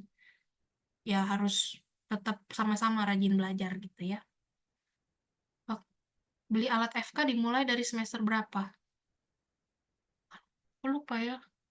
Aku masuk FK belinya kayak semester 3 deh. Iya, semester 3 tuh baru beli tensi gitu-gitu. Kalau sisa kalau sebelumnya kayak aku minjem punya minjem punya kampus punya yang kalau misalnya pas lagi skill lab itu ada kan tuh ya udah. Kayaknya nggak pas awal sih. Tapi pas awal kalau kalian mau iniin tensi boleh. Soalnya nanti seiring berjalan waktu alat pemeriksaan fisik itu nanti lama-lama bakal lengkap. Jadi nanti akan ada blok THT nih, ntar kalian beli apa. Terus ntar blok muskuloskeletal kalian beli tuh apa yang buat apa hammer reflex. Jadi apa hammer yang buat diayunin di lutut terus ntar refleks kakinya naik gitu. Nah, itu biasanya seiring berjalannya waktu kalian akan oh kayaknya perlu deh ini, kayak perlu deh ini gitu. Jadi pas awal aku kayaknya nggak beli apa-apa sih pas masuk FK tuh gitu. Stetoskop Littmann atau yang biasa? Oh, Littmann itu aku belinya pas sudah mau koas. Karena kan Littmann itu tajam ya dan mahal. Lu pas zaman aku beli 1 juta lebih kalau nggak salah. Jadi Littmann itu dia sangat sensitif. Jadi aku beli pas mau koas. Karena kan pas koas ketemu pasien langsung. Kalau sebelumnya aku beli stetoskopnya bukan Littmann. Aku lupa mereknya apa. Tapi di Shopee ada kok. Dia nggak semahal Littmann. Tapi tetap bisa ngedengerin. Dok, boleh kasih contoh ujian FK? Ujian FK. Ujian itu ada ujian. Dulu aku ujiannya CBT, jadi pilihan ganda di komputer. Dia setiap akhir semester itu ada. Nah, itu harus belajar tuh dari slide dosen, dari tugas-tugasnya dosen. Itu belajarnya dari situ atau dari soal kakak kelas. Nah, itu kadang kalau misalnya ada beberapa yang mungkin soalnya diulang itu bisa. Ya, tapi tetap harus belajar bukan dari soal doang ya. Atau itu kalau teori ya, kalau teori itu. Kalau prakteknya ya itu praktikum, ujian praktikum itu biasa praktikum anatomi, histologi. Jadi nanti yang kayak tadi aku bilang ya, jadi nanti kalian masuk ke ruang anatomi, misalnya anatomi nih, kalian masuk ke ruang anatomi, di situ udah ada kadaver berjejer. Kadaver lah, plastisin lah, segala segala preparat lah gitu ya. Nanti di antara di jarum pentul atau di flag gitu, pakai kalau dulu dokter aku kayak ada dia pakai label atau enggak pakai label kuning kayak tanda panah ini apa gitu. Nah, nanti kita dikasih waktu satu soal tuh 10 detik jawabnya. Kalau dulu aku. Jadi eh sebutkan struktur ini, terus dikasih jarum pentul di situ. Ya udah kita tulis. Itu struktur apa? Itu kalau ujian praktikum anatomi. Kalau histologi, ya udah kalian keliling tuh, pindah-pindah mikroskop. Jadi ini apa nih? Histologi apa? Lidah kah? Apakah? Terus ntar geser lagi nih histologi apa nih? Kayak kita lihat satu-satu. Nah, itu juga ada belnya. Gitu. Tapi yang menjadi momok, yang menjadi yang paling berdekin ya, kalau buat anak FK, itu aku ingat banget soalnya waktu pertama kali aku nggak bisa tidur malamnya. Itu OSCE. OSCE itu ujian praktek kamu one on one sama dokternya. Itu. Tapi jangan ditiru ya kalau aku belajar gitu ya semalaman, ya kalau kalian udah bisa cicil dari lama, kalian pasti lebih pede, lebih nggak nervous. Mungkin karena itu pertama kali, jadi aku tuh kayak, oh my God, ini gimana nih gitu. Jadi itulah pentingnya kalau kalian mau ujian, harus belajar sama teman-teman. Mungkin pas semester 1 belum ketemu ya teman-teman mana yang ini klub gitu. Tapi untuk berikutnya harus ada kelompok belajar. Jadi saat kalian mau ujian OSCE, kalian bisa praktek sama teman kalian. Nah, kalau OSCE itu, dia tuh sistemnya kalian duduk nih. Jadi nanti ada ruangan, lorong, lorong, terus di lorong itu dia tuh ada ruangannya masing-masing. Itu biasanya ruangan PBL. Ruangan PBL dipakai buat OSCE. Jadi ada ruangan satu, dua, tiga gitu. Di depan ruangannya itu ada kursi. Jadi kalian pertama kali datang, kalian didudukin di kursi, disuruh tunggu. Jadi begitu belnya mulai, tet, kalian masuk, ketemu susah sama dokternya one on one. Jadi ketemu dokternya entah ujiannya itu bisa kalian eh, ada pasien palsu di situ, misalnya cleaning service atau satpam jadi pasien, kalian periksa pasiennya, terus kalian laporin ke dokternya, atau bisa dokternya yang jadi pasien, gitu. Jadi dokternya duduk, terus ada kertas soal, terus dikasih dibaca nih soalnya nih, gitu. Terus kalian baca soalnya, misalnya silakan menganamnesis pasien dengan keluhan nyeri kepala. Ya udah kalian anamnesis, ngobrol sama dokternya. Jadi, iya Pak, selamat pagi. Saya dengan Dokter Devina yang saat ini bertugas di klinik ini. Kalau boleh tahu dengan Bapak siapa? Nah, ntar dokternya yang ngomong. Jadi tuh kita role play sama si dokternya. Gitu. Tapi setiap universitas tentunya berbeda-beda ya teman-teman. Jadi ada yang ujiannya membaca jurnal. Gitu. Ada yang ujiannya ya tadi anamnesis pasien, membuat kesimpulan, terus mengedukasi kalau misalnya ada eh, keluarga yang meninggal atau apa kayak gitu. Jadi beda-beda tergantung bloknya. Tapi kalau kalian udah mulai masuk ke sistem, pasti ujian OSCE-nya tuh ya terkait sistem. Misalnya lagi blok integumen, kulit. Ya udah, nanti soal-soalnya ya soal-soal, ya nanti kalian dikasih nih foto, misalnya bayi dengan ruam popok. Nih diagnosisnya apa? Diagnosis bandingnya apa? Obatnya apa? Gitu. Jadi kalian kasih tahu ke dosennya. Atau kalian lagi blok muskuloskeletal. Ada pasien probandus ya pura-pura gitu. Jadi kayak satpam biasanya tangannya cerita patah nih, kalian dikasih foto rongsen. Nih, yang patah sebelah mana? Terus gimana caranya menangani? Ya udah ntar kalian bebat tangannya gitu. Nah, itu biasanya satu ruangan itu 6 menit waktunya. Jadi begitu balik mulai tet masuk, kalian kerjain soalnya sama dokternya, ditanya jawab, tanya jawab, tanya jawab. Sisa 2 menit akan dikasih tahu. Sisa waktu 2 menit. Nah, itu kalian harus cepet tuh. Makanya ada yang sering bilang kan, posnya tuh harus nge-rap. Kenapa? Kadang kalau kita ngomongnya kemayu gitu kan kayak, "Nggih, dokter, iya, baik, dokter," itu nggak keburu. Jadi tek tek tek tek ngomong gitu. Makanya belajar OSCE harus seminggu lah paling nggak sebelumnya. Ya, kalau bisa 2 minggu, 2 minggu sama teman-teman kalian. Jadi kalian udah biasa. Jadi begitu ketemu dokternya nggak ngeblank. Tapi bisa kok, bisa. Cuma aku kalau keinget OSCE tuh kayak, aduh, deg-deg, deg-deg, deg-degan gitu. Sampai koas kalian akan OSCE. Sampai nanti kalau kalian mau sekolah spesialis, ada OSCE-nya. Jadi OSCE tuh akan menyertai kita sepanjang jalan, guys. Jadi ya harus maksudnya mengatasi rasa gugup. Gitu. Yakin aja, aku udah belajar kok, aku bisa. Gitu. Begitu. Oke, yang tentuin kasusnya siapa, Dok? Tentunya pengajarnya. Makanya waktu dosennya menjelaskan, kalian harus dengerin. Biasanya yang dibahas ulang-ulang, yang ditekenin, yang di PPT-nya dimerahin tuh warnanya, itu yang keluar. Gitu. Jadi makanya itu harus dengerin saat dokternya menjelaskan. Oke. Apakah sudah cukup menjawab, teman-teman? Semoga hari ini bermanfaat ya. Amin. Terima kasih, Dok. Iya, sama-sama. Ada ketentuan baju nggak sih di FK? Oh, kalau dulu aku di UB ada. Harus pakai kemeja sama bawahannya tuh rok kalau semester 1. Nanti semester berikut-berikutnya baru, oh, kalau cewek ya pakai rok maksudnya. Kalau laki-laki kemeja sama celana. Oke deh. Aman? Aman ya.